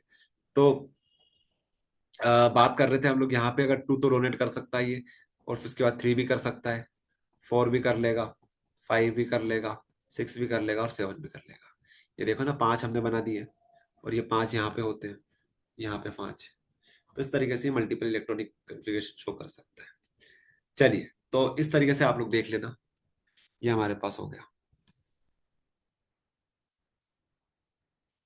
चलिए, तो मतलब कॉमन तो +2 तो सभी शो कर सकते हैं, +2 तो सभी लोग शो कर सकते हैं, बाकी ज्यादा भी शो कर सकते हैं। एक्सेप्शन है कॉपर में, कॉपर का याद रखना, कॉपर +1 भी शो कर सकता है। ठीक है, कॉपर जो होगा वो +1 भी शो कर सकता है, ये आप याद रखना। बाकी +2 तो सभी में आएगा। आगे हम लोग देखते हैं कैटलिस्टिक प्रॉपर्टी। कैटलिस्टिक प्रॉपर्टी, तो many of the d block elements and their compound act as a catalyst in various reaction. तो ये जो अपने डी ब्लॉक एलिमेंट्स होते हैं, scandium, titanium, vanadium, chromium, manganese, iron, copper, zinc, इसके अलावा हमारे पास होता है गोल्ड होता है, सिल्वर होता है, सिल्वर नहीं होता है मतलब गोल्ड होता है। तो ये जो है, ये भी हमारे पास क्या कर सकते हैं, ये हमारे पास कैटलिस्टिक प्रॉपर्टी शो कर सकते हैं, इनके पास पावर होती है। अब क्यों होती है पावर, फिर से समझ लो आप लोग सभी। इसका जो रीजन है कि ये कैटलिस्टिक प्रॉपर्टी क्यों शो करते हैं, वो यहाँ पे हमने लिखा हुआ है। जैसे इनका जो साइज होता है, डी ब्लॉक एलिमेंट का जो साइज होता है, ये काफी छोटा होता है। साथ में ये वेरिएबल ऑक्सीडेशन स्टेट शो करते हैं, और साथ में ये इनके पास वेकेंट डी ऑर्बिटल होता ही होता है। तो ये 3 रीजन है जिनकी वजह से हमारे पास ये कैटलिस्टिक प्रॉपर्टी शो करते हैं। ध्यान से समझना आप लोग सभी, एक बार और फिर से पूरी चीज रिपीट कर रहे हैं हम लोग। Many of the d block elements and their compound act as a catalyst in various reaction. सबसे पहले तो ये समझो कि कैटलिस्ट समझते हो क्या होता है कैटलिस्ट। कैटलिस्ट उनको बोलते हैं जो रिएक्शन को फास्ट कर देते हैं, रिएक्शन को फास्ट कर देते हैं। अगर आपने ऑर्गेनिक केमिस्ट्री पढ़ी होगी, तो वहां पे जैसे हमारे पास एल्डिहाइड होता है, एल्डिहाइड होता है, उसको अगर आपको अल्कोहल में कन्वर्ट करना है, अल्कोहल में कन्वर्ट करना है, तो आप क्या करते हो, इसका रिडक्शन कर देते हो, रिडक्शन कर देते हो। रिडक्शन आप लोग ऐसे भी कर सकते हो, रिडक्शन मतलब ऐसा भी आप लोग कर सकते हो कि रिडक्शन करना मतलब हाइड्रोजन गैस के साथ रिएक्शन करवा दो। यहाँ पे कैटलिस्ट यूज होंगे निकल, पैलेडियम और प्लेटिनम, इनमें से आप कोई एक यूज कर सकते हो। तो निकल हो गया, पैलेडियम हो गया, प्लेटिनम हो गया, ये क्या है हमारे पास, ये डी ब्लॉक के ही तो पार्ट हैं। तो ये डी ब्लॉक एलिमेंट्स ही होते हैं। तो आप लोग बता सकते हो कि डी ब्लॉक एलिमेंट्स जो होते हैं वो हमारे पास इस तरीके से d block elements catalytic property show कर सकते हैं। आया समझ में, तो d block elements catalytic property show कर सकते हैं। तो इसी को हम लोग इस तरीके से बताएंगे कि इसका जो रीजन होता है ये होता है कि डी ब्लॉक का जो साइज होता है ये बहुत छोटा होता है। उसके बाद ये वेरिएबल ऑक्सीडेशन स्टेट शो करते हैं, अभी हमने सीखा था कि वेरिएबल ऑक्सीडेशन स्टेट क्या होती है। तो ये वेरिएबल ऑक्सीडेशन स्टेट शो करते हैं। उसके बाद वेकेंट डी ऑर्बिटल इनके पास होता है, वेकेंट डी ऑर्बिटल इनके पास होता है। वेकेंट डी ऑर्बिटल का मतलब क्या हुआ, देखो हमारे पास अगर यहाँ पे 4s है और यहाँ पे 3d है, ठीक है, 4s है यहाँ पे 3d है, हमारे पास यही था स्टार्टिंग में। तो जब यहाँ पे 4 की सीरीज स्टार्ट हो चुकी है, तो 4 की सीरीज स्टार्ट होने से 4p भी यहाँ पे कहीं पे पड़ा होगा, और 4d भी यहाँ पे होगा, चाहे इनके पास 0 0 क्यों ना हो, यहाँ पे 0 0 इलेक्ट्रॉन्स क्यों ना हो। समझने की कोशिश करो यार, ये हमारे पास हो गया 1, ये हमारे पास हो गया 2, ये हमारे पास हो गया 3, यहाँ पे हो गया 4। तो अगर ये हम लोग फोर्थ वाली सीरीज की बात कर रहे हैं, हम बोल रहे हैं कि यहाँ पे हमारे पास एस है, तो यहाँ पे कहीं पर पी भी होगा, कहीं ना कहीं पर डी भी होगा। भले ही उनके पास जीरो इलेक्ट्रॉन्स क्यों ना हो, जीरो जीरो क्यों ना हो, बट वो प्रेजेंट होगा ही होगा। ओके, तो इसलिए हम बोल रहे हैं कि हमारे पास यहाँ पे एक्स्ट्रा डी पड़ा हुआ है, उनके पास वो खाली है, बिल्कुल अंदर से पूरा खोखला है, इसलिए हम उसे बोलते हैं वैकेंट है वो, बट वो पड़ा हुआ है। इस वजह से क्या होता है, इलेक्ट्रॉन की शिफ्टिंग आप इनमें भी कर सकते हो बाद में। जब ऑक्सीडेशन स्टेट की बात करते हैं हम लोग, एक्साइट कर देते हैं इलेक्ट्रॉन को, तो वो कूद के इधर आ जाते हैं। इसलिए ये क्या हो जाता है, ये कैरेक्टरिस्टिक प्रॉपर्टी शो करता है, क्योंकि इसके बहुत सारे फायदे हैं। ये आपको आगे समझ में आएगा। तो आप ये समझो कि इनके पास वैकेंट डी ऑर्बिटल भी होता, पड़ा हुआ होता है, इसीलिए ये कैटलिस्टिक प्रॉपर्टी शो करते हैं। एक और बात ध्यान रख लो, इसके एग्जांपल याद रख लो आप लोग। तो आप लोग बता सकते हो, आयरन जो होता है वो हैबर्स प्रोसेस में काम आता है, कैटलिस्टिक प्रॉपर्टी। निकल, पैलेडियम, प्लेटिनम हाइड्रोजनेशन में काम आते हैं। इसके बाद वेनेडियम पेंटाऑक्साइड हमारे पास मैन्युफैक्चरिंग ऑफ H2SO4 में काम आता है। अब यार, अपना एक चैप्टर हुआ करता था पी ब्लॉक एलिमेंट, तो रिड्यूस हो चुका है। उसमें हम लोग पढ़ते थे हैबर्स प्रोसेस, उसके अलावा H2SO4 की जो प्रोसेस होती है हमारे पास, कॉन्टेक्ट प्रोसेस जिसे बोलते हैं, वो पढ़ते थे। अब वो रिड्यूस हो चुकी है, बट एग्जाम्पल तो आप लोग याद कर सकते हो। तो आयरन जो है, आयरन हम लोग हैबर्स प्रोसेस में यूज करते हैं। वेनेडियम पेंटाऑक्साइड हम लोग H2SO4 की मैन्युफैक्चरिंग में यूज करते हैं। निकल, पैलेडियम तो याद ही कर ही लो, वैसे आपको याद हो जाएगा ऑटोमेटिक जब आप लोग चैप्टर पढ़ोगे। Halo alkane, hello arene, aldehyde ketone, carboxylic, alcohol, phenol, ether. Organic chemistry में ये भर भर के रिएक्शन है, निकल, पैलेडियम और प्लेटिनम। ये जो होते हैं, ये किस में काम आते हैं, हाइड्रोजनेशन में काम आते हैं। ये हो गया कैटलिस्टिक प्रॉपर्टी। आगे आप बात करेंगे इंटरस्टिशियल कंपाउंड्स की। इंटरस्टिशियल कंपाउंड्स की, the vacant space present in a crystal lattice is known as interstitial site or void. The non-metal atom, like example hydrogen, nitrogen, carbon, etc., due to their small size, when occupies such space, the resulting compound is known as interstitial compound. Such compounds are hard and rigid. Example दे रखा है हमें, cast iron and steel. चलो समझते हैं क्या चीज है ये। काफी सिंपल है ये तो, कुछ ऐसा स्पेशल नहीं है इसमें। तो the vacant space present in a crystal lattice is known as interstitial site. हमारे पास ये होती क्रिस्टल लेटिस, जहां पे हमारे जो एटम होते हैं वो इस तरीके से अरेंज होते हैं, इस तरीके से अरेंज होते हैं।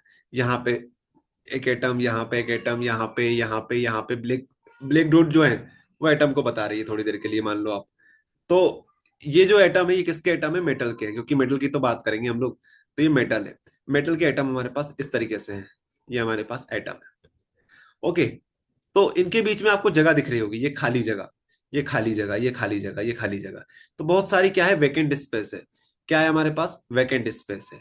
तो यहीं पर बात लिखी हुई है, due to their size, small size, when occupy such place, resulting compound is known as interstitial compound. तो यहाँ पे जो खाली जगह आपको दिख रही है, इनमें कौन आ जाते हैं यहाँ पे आसानी से, आसानी से नॉन मेटल, जैसे हाइड्रोजन हो गया, नाइट्रोजन हो गया, कार्बन हो गया। तो ये इसके अंदर आके फंस जाते हैं, यहाँ पे, यहाँ पे, यहाँ पे, यहाँ पे, यहाँ पे आके ये फंस जाते हैं। तो ऐसे में क्या होगा, हमारे पास जो क्रिस्टल लेटिस थी, मान लो किसकी थी, ये कोई सा डी ब्लॉक एलिमेंट होगा, डी ब्लॉक की कोई क्रिस्टल लेटिस थी, उसके अंदर क्या हुआ, उसके अंदर यहाँ पे हमारे पास non metal hydrogen, nitrogen, carbon में से कोई आके फंस गया। तो ये जो कंपाउंड बन गया, ये नया कंपाउंड बन चुका है। ये कंपाउंड कौन सा बन चुका है, इसे बोलते हैं इंटरस्टिशियल कंपाउंड। इंटरस्टिशियल कंपाउंड हमारे पास बन चुका है। अब ये बहुत ज्यादा कठोर हो जाएगा, ठीक है, कठोर, रिजिड, हार्ड हो जाएगा ये। ओके, तो यही बात है, बस इसके अलावा कुछ नहीं है इसमें। तो यही बात बताई गई है कि अगर हमारे पास डी ब्लॉक एलिमेंट जो होते हैं, उनमें क्या होता है, उनमें बहुत जगह वैकेंट स्पेस होती है क्रिस्टल लेटिस के अंदर, जहां पर non metals like hydrogen, nitrogen, carbon आके फंस जाते हैं। ऐसे में ये कंपाउंड क्या कहलाएंगे, हमारे पास इंटरस्टिशियल कंपाउंड कहलाएंगे। तो ये भी इसकी प्रॉपर्टी है डी ब्लॉक एलिमेंट की, कि इंटरस्टिशियल कंपाउंड आसानी से बना लेते हैं। बस कहानी खत्म, वैसे हजम। आगे देखो, ये खत्म हो गया। आगे आता है भैया कॉन्सेप्ट हमारा एलॉय फॉर्मेशन का। Alloy formation, they have high tendency to form alloy. Transition metals form alloy very easily because the size of the transition metals are quite similar and they can mutually substitute for one another in a crystal lattice. अब समझना आप लोग सभी, मान लो हमारे पास एक crystal lettuce है, इस तरीके से अरेंज है हमारे एटम। एक यहाँ पे, एक यहाँ पे, एक यहाँ पे, एक यहाँ पे, एक यहाँ पे, एक यहाँ पे, एक यहाँ पे, एक यहाँ पे, यहाँ पे, यहाँ पे, यहाँ पे, यहाँ पे, एक यहाँ, एक यहाँ, एक यहाँ, एक यहाँ। हमने बोला कि ठीक है, आपने इस तरीके से आपकी क्रिस्टल लेटिस बना ली। अगर हम मान लेते हैं ये सारी मेटल्स है, ये मेटल है, ये भी मेटल एम है, ये सभी मेटल एम है। कौन सी मेटल है? मेटल एम है। सेम मेटल है, कोई सी भी उठा लो आप, एक मेटल का हमने क्रिस्टल लेटिस बनाया तो सारे एटम एम के होंगे, तो सभी एम के एटम पड़े हुए हैं। ठीक है, एटम पड़े हुए हैं। इनमें से एक एटम गया बाहर, मान लो ये वाला गया बाहर, ये गया बाहर, इसकी जगह पर किसी और ने जगह ले ली। क्या करा? किसी और ने जगह ले ली।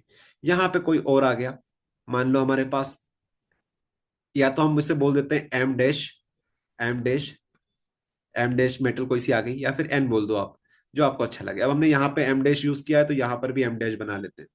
तो एम डैश यहाँ पे आके फंस गया, मतलब फंसा नहीं है, यहाँ पे कहीं पर नहीं आया। यहाँ पे आता तो ये इंटरस्टिशियल कंपाउंड का एग्जाम्पल बन जाता है, लेकिन यहाँ तो एटम ही चेंज हो गया है। एक एटम बाहर गया, एक एटम अंदर आया, तो इसी को बोलते हैं एलोई। क्या बन गया? अब ये एलोई बन गया। तो एलोई फॉर्मेशन ये कर सकते हैं। कौन कर सकते हैं? D block elements alloy formation कर सकते हैं। एक मेटल का एटम बाहर गया, एक मेटल का एटम अंदर आया, तो इसी को हम लोग बोल देंगे एलोई।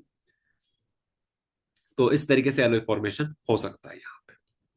बस ये था हमारे पास एलोई फॉर्मेशन। फिर हमारे पास आता है आयोनाइजेशन एनर्जी का कॉन्सेप्ट। आयोनाइजेशन एनर्जी का कॉन्सेप्ट, तो आयोनाइजेशन एनर्जी अब आपको स्टार्टिंग में पढ़ाई थी हमने। क्या होती है आयोनाइजेशन एनर्जी? कि हम जो एनर्जी देते हैं इलेक्ट्रॉन को बाहर निकालने के लिए एटम के अंदर से, उसे बोलते हैं आयोनाइजेशन एनर्जी।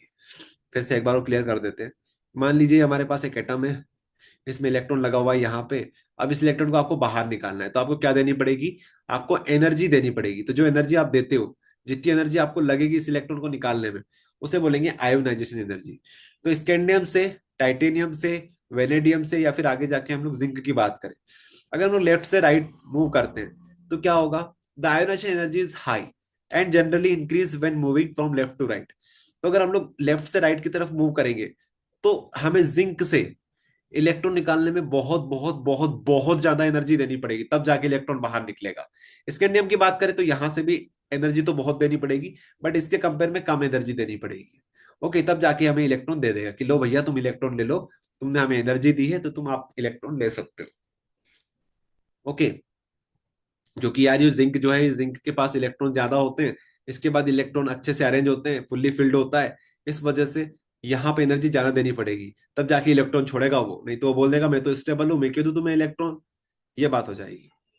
तो यही बात हमने यहाँ पे लिखी हुई है कि अगर आप लोग बात करते हो आयोनाइजेशन एनर्जी की तो इनकी बहुत हाई होती है, और अगर आप लोग बात करो मूविंग लेफ्ट टू राइट की, तो आपको एनर्जी ज्यादा देनी पड़ती है due to increase in nuclear charge with increase in atomic number. तो ये इसका रीजन लिखा हुआ है, क्योंकि हम लोग लेफ्ट से राइट जाते हैं तो एटॉमिक नंबर भी बढ़ता है, साथ में न्यूक्लियर चार्ज भी बढ़ता है। तो आप लोग ये रीजन लिख सकते हो। आठवां कैरेक्टर जो कि सबसे सिंपल है, वो है मेटेलिक कैरेक्टर। मेटेलिक कैरेक्टर, तो यार डी ब्लॉक एलिमेंट जो होते हैं वो क्या होते हैं? डी ब्लॉक एलिमेंट अच्छे मेटल होते हैं। तो ये तो सबसे सिंपल है, ये गुड मेटल होते हैं, और ये सारी मेटेलिक कैरेक्टर शो कर सकते हैं। ठीक है, ये सारे के सारे they show all the characteristics of metals because of unpaired electron, chromium manganese are much harder.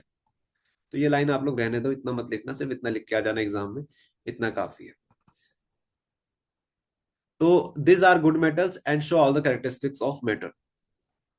अरे डी ब्लॉक एलिमेंट जो होते हैं, जैसे आपके पास आयरन हो गया, गोल्ड हो गया, एयू जो होता है हमारे पास गोल्ड हो गया। ठीक है, ये जो होते हैं हमारे पास, ये क्या होते हैं? ये मेटल ही तो होते हैं। आपने क्या देखा है? कॉपर जो हो गया अपने पास, कॉपर भी क्या है? कॉपर भी हमारे पास एक मेटल ही तो है, ये सब मेटल होते हैं। तो ये मेटलिक कैरेक्टर शो करेंगे, बस और क्या। ये थे हमारे पास कॉन्सेप्ट। फिर आता है हमारे पास मेल्टिंग पॉइंट, बॉइलिंग पॉइंट का कॉन्सेप्ट, फिर आता है इंथैल्पी ऑफ एटोमाइजेशन, और फिर लास्ट में हमारे पास आएगा कलर कंपाउंड। बस इतना करना, इतने में हमारा काम हो जाएगा। अच्छा, एक और बात ध्यान रखना, यहाँ पे नंबरिंग हमने कर रखी है 9, इसका नंबर दे रखा है 10, इसका दे रखा है 12। ओके, आप बोलोगे 11 कहाँ गया? तो 11 जो है वो ज्यादा इंपॉर्टेंट नहीं है, इसलिए हमने उसे स्किप कर रखा है। आपको जितनी प्रॉपर्टी करा रखी है, इसके अलावा कोई सी भी एक्स्ट्रा आपको नहीं करनी है। बुक में तो बहुत सारी फालतू प्रॉपर्टीज दे रखी है, बट जो इंपॉर्टेंट है वही आपको बता रहे हैं। चलो, melting and boiling point. They have high melting and boiling point, the melting point decrease with increase in atomic number. तो यार मेटल है सारे के सारे, और मेटल को पिघलाना, मेटेलिक कैरेक्टर इनके पास है, मेटल है ये सारे। तो मेटल को अगर आप उबालना चाहो, बॉईल करना चाहो या मेल्ट करना चाहो, तो आपको हाई टेम्परेचर तो देना पड़ेगा ना, समझो। हाई टेम्परेचर या फिर हाई प्रेशर आपको लगाना पड़ेगा, तब जाके वो मेटल क्या होगी, बॉईल होगी या फिर मेल्ट होगी। तो इसलिए इनका हाई मेल्टिंग और बॉइलिंग पॉइंट होता है, ये बात ध्यान रखना सभी। बस इतना ही हमारे पास इंपॉर्टेंट है। The high melting and boiling point is due to strong metallic bond between the atom of this elements. तो यार यहाँ पे मेटेलिक बॉन्ड होगी, दो जैसे मेटेलिक मेटल के एटम है, वो जुड़े हुआ है इस तरीके से, तो ये बॉन्ड को तोड़ना पड़ेगा ना, तब जाके तो वो बॉईल होगा। और मेटल को बॉईल करना, लिक्विड नहीं है ये, सॉलिड है। उसको आप बॉईल कर रहे हो, मेटल को, लोहे को गर्म करके उबालो, उबल जाएगा क्या इतनी आसानी से? कितना टेम्परेचर देना पड़ेगा आपको लोहे में? तो वही बात है यहाँ पे, तो ये मेटल है सारे के सारे, इनमें high melting and boiling point आपको देना पड़ेगा, तब जाके ये बॉईल या फिर मेल्ट होगा। तो ये चीज यहाँ पे लिखी हुई है। इसके बाद है enthalpy of atomization. The energy required to change one mole of a substance into gaseous atom is called its enthalpy of atomization. तो बात कर लेते हैं ईओए के ऊपर। EOA, enthalpy of atomization. तो इंथैल्पी ऑफ ऑटोमाइजेशन का मतलब होता है कि आपके पास सॉलिड है, सॉलिड का वन मोल, इसको आपको कन्वर्ट करना है किसके अंदर? सॉलिड का एक वन मोल को आपको कन्वर्ट करना है गैसियस एटम के अंदर, गैस के अंदर इसको निकालना है। तो आप सॉलिड को गैस में कन्वर्ट करोगे तो कितनी एनर्जी देनी पड़ेगी, सोच के देखो। अगर आपके पास लोहा है, लोहे को आपको क्या बनाना है, आपको गैस बनानी है, उड़ाना है इसको आपको, तो क्या करोगे, कितना टेम्परेचर आपको देना पड़ेगा, तब जाके उबलेगा, उबलने के बाद धीरे धीरे करके वो गायब होगा। तो ये चीजें होती है, तो यहाँ पे इसकी हाई इंथैल्पी ऑफ ऑटोमाइजेशन होगी, वेरी हाई। ठीक है। For transition elements which have indicates that the atom in these elements are held together by strong metallic bond। अब इससे आप लोग अंदाजा लगा सकते हो कि यहाँ पे जो मेटल्स हैं, या ये जो मेटल्स हैं, इनके अंदर कितनी अच्छी मेटेलिक बॉन्ड होगी। ठीक है, तभी जाके तो ये उबल नहीं रहे, तभी जाके तो ये गैस नहीं बन रहे। तो आप बोल सकते हो इनके पास अच्छी बॉन्डिंग होगी। यहाँ पर थ्योरी लिखी हुई है, आप लोग पॉज करके पढ़ सकते हो थ्योरी को। चलो, लास्ट कॉन्सेप्ट हमारे पास आता है फॉर्मेशन ऑफ कलर कंपाउंड, जो कि इंपॉर्टेंट है। Formation of colour compound. तो यहाँ पे देखना, फॉर्मेशन ऑफ कलर कंपाउंड में, compounds of transition elements are mostly colored. The color of transition elements, transition metals, metal ions on their compound is due to partially filled n minus d orbital. Example, the unpaired electron in n minus 1 d orbital। क्या लिखी हुई है यहाँ पे, बातें समझाते हैं।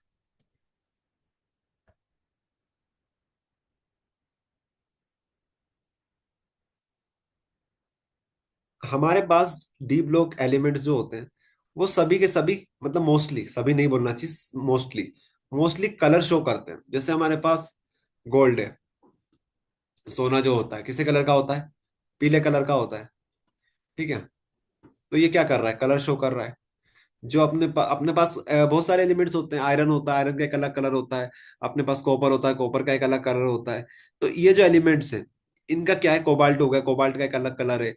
तो हमारे पास डी ब्लॉक एलिमेंट जो होते हैं, उनका कुछ कलर होता है। तो ये कलर क्यों शो करते हैं? अगर आपसे नॉर्मल पूछे कि बताओ सोना पीले कलर का क्यों होता है, तो आप क्या बोलोगे? आप बोलोगे अरे भैया होता है, होता है, हमें क्या पता, सोना पीले कलर का होता है तो होता है। बट इसका एक केमिकली रीजन दिया जाता है। केमिकली इन द सेंस कि इसका एक पर्टिकुलर एक ऐसा रीजन है जो कि केमिस्ट्री की टर्म में ही बताया जा सकता है। समझो इसको। Compound of transition metals are mostly coloured. इसका रीजन है अनपेयर्ड इलेक्ट्रॉन। अनपेयर्ड इलेक्ट्रॉन, ये है इसका रीजन। और आप लोग बोल सकते हो यहाँ पे डीडी ट्रांजिशन होता है। अब ये क्या है डीडी ट्रांजिशन, क्या अनपेयर्ड इलेक्ट्रॉन है, इसको समझाते हैं आपको। ये आपको समझाते हैं, तो यहीं पे समझा दे क्या? यहाँ पे इतनी जगह हमारे पास है, इतने में नहीं हो पाएगा यार, इसको हमें ब्लैक स्क्रीन पे समझाना पड़ेगा आपको। ब्लैक स्क्रीन पे आपको समझाते हैं कहानी। तो हमारे पास टारगेट ये है कि डी ब्लॉक जो है वो कलर क्यों शो करते हैं, ये हमको बताना है। तो देखो, ये हमारे पास डी ब्लॉक होता है जिसके अंदर 5 सब शेल्स होती है, 1 2 3 4 5। ये हमारे पास डी ब्लॉक की सब शेल्स बन गई। मान लो इसके अंदर एक इलेक्ट्रॉन आया, एक यहाँ पे इलेक्ट्रॉन आया। तो इलेक्ट्रॉन जो होगा यहाँ पे आया इस तरीके से। अब ध्यान से सुनना, ये जो हमारे पास डी ब्लॉक है, मतलब ऑर्बिटल्स है, ये दो ऑर्बिटल्स में डिवाइड होती है, सब ऑर्बिटल्स में डिवाइड होती है। यहाँ पे बनती है हाई एनर्जी लेवल, जो कि हमारे पास होता है 2 बॉक्स का। यहाँ पे हमारे पास 3 बॉक्स होते हैं। ये इस तरीके से ये टूटते हैं, अंदर की कहानी बता रहे हैं आपको। आपको एग्जाम में भी ऐसे करके आना है कि हमारे पास स्टार्टिंग में ये था ग्राउंड स्टेट में, अगर हम लोग इसको इंटरनली बात करें तो ये फिर से 2 स्टेज में टूटेगा।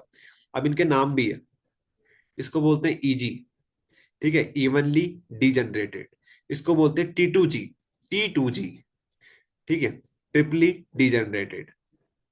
लिख देते हैं नाम इनके, इवनली जनरेटेड, इवनली जनरेटेड।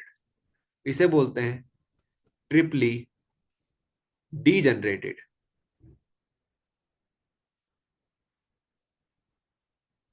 ठीक है, ट्रिपली डीजनरेटेड। तो देखो, हमारे पास एक होता है high level, high energy level, एक होता है लो एनर्जी लेवल। ये जो है हमारे पास, ये लो लेवल एनर्जी लेवल है, ये हाई है। तो इलेक्ट्रॉन पहले यहाँ पे आएगा, ये जो इलेक्ट्रॉन यहाँ पे फिल किया है वो यहाँ पे इस तरीके से दिखेगा। अब देखो, हमें चाहिए सोर्स, हमें चाहिए एक सोर्स। तो सोर्स बनाते हैं, रुको जरा आपको समझाएंगे भी सही सोर्स क्यों चाहिए और किस तरीके से काम करेगा कहानी। हमारे पास एक सोर्स है, ये सूरज, सूरज चाचू।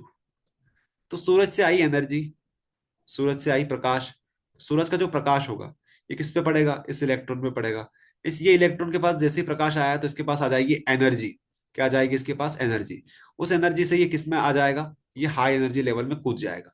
वो ये यहाँ पे आ जाएगा, यहाँ से उठ के यहाँ पे आ जाएगा, ठीक है, यहाँ से उठ के यहाँ पे आ जाएगा।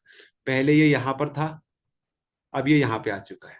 ओके, तो ऐसे में क्या हुआ, इसने यहाँ से एनर्जी गेन करी होगी और इलेक्ट्रॉन यहाँ पे उठ के आ गया होगा।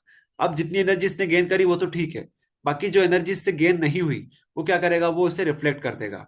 क्या कर देगा, रिफ्लेक्ट कर देगा। तो वो जो रिफ्लेक्टेड एनर्जी है वही हमें शो होती है, जो रिफ्लेक्टेड एनर्जी है वही हमें कलर के फॉर्म में शो होती है। यही बस रीजन होता है, यही हमारे पास रीजन होता है। तो ये जो है ये था low level energy level, low energy level. और ऊपर वाला जो हमारे पास है यह है हाई एनर्जी लेवल। तो लो से हाई में गया और एनर्जी को इसने गेन किया, बाकी जो एनर्जी बच गई उसको इसने रिफ्लेक्ट कर दिया। ये इस कहानी थी जो कि हमको बताती है कि यहाँ पर T2G, ये भी हमारे पास डी डी ब्लॉक ही है, ये भी हमारे पास एक डी ब्लॉक है, ठीक है, ये सब ब्लॉक है ना, इसी से तो मिलके बना हुआ है। तो ये भी डी ब्लॉक है, ये भी डी ब्लॉक है। तो हम बोलते हैं कि यहाँ पे डी डी ट्रांजिशन होता है। तो उन्हीं का होगा जो अनपेयर्ड इलेक्ट्रॉन होंगे, पेयर होगा तो पेयर का नहीं होता है, अनपेयर्ड का होता है, हमेशा ध्यान रखना। तो अनपेयर्ड इलेक्ट्रॉन होते हैं, यहाँ पे डी डी ट्रांजिशन होता है। अब इसकी कंप्लीट थ्योरी आपको बताएंगे कैसे आपको एग्जाम में लिखना है, उससे पहले जितना आपको बताया है वो आप लोग समझ लो। तो ये चीजें यहाँ पे हो गई। तो इलेक्ट्रॉन ने क्या किया, इस इलेक्ट्रॉन ने एनर्जी को एब्जॉर्ब किया और अगले वाले शेल में, मतलब हाई एनर्जी लेवल वाले में ये चला गया। बाकी, बाकी क्या, बाकी यही है सब कुछ। चलिए अब इसकी थ्योरी पढ़ लेते हैं तो हमको सारा कॉन्सेप्ट क्लियर हो जाएगा। बाकी ये डायग्राम आप लोग एग्जाम में बना के आ जाना।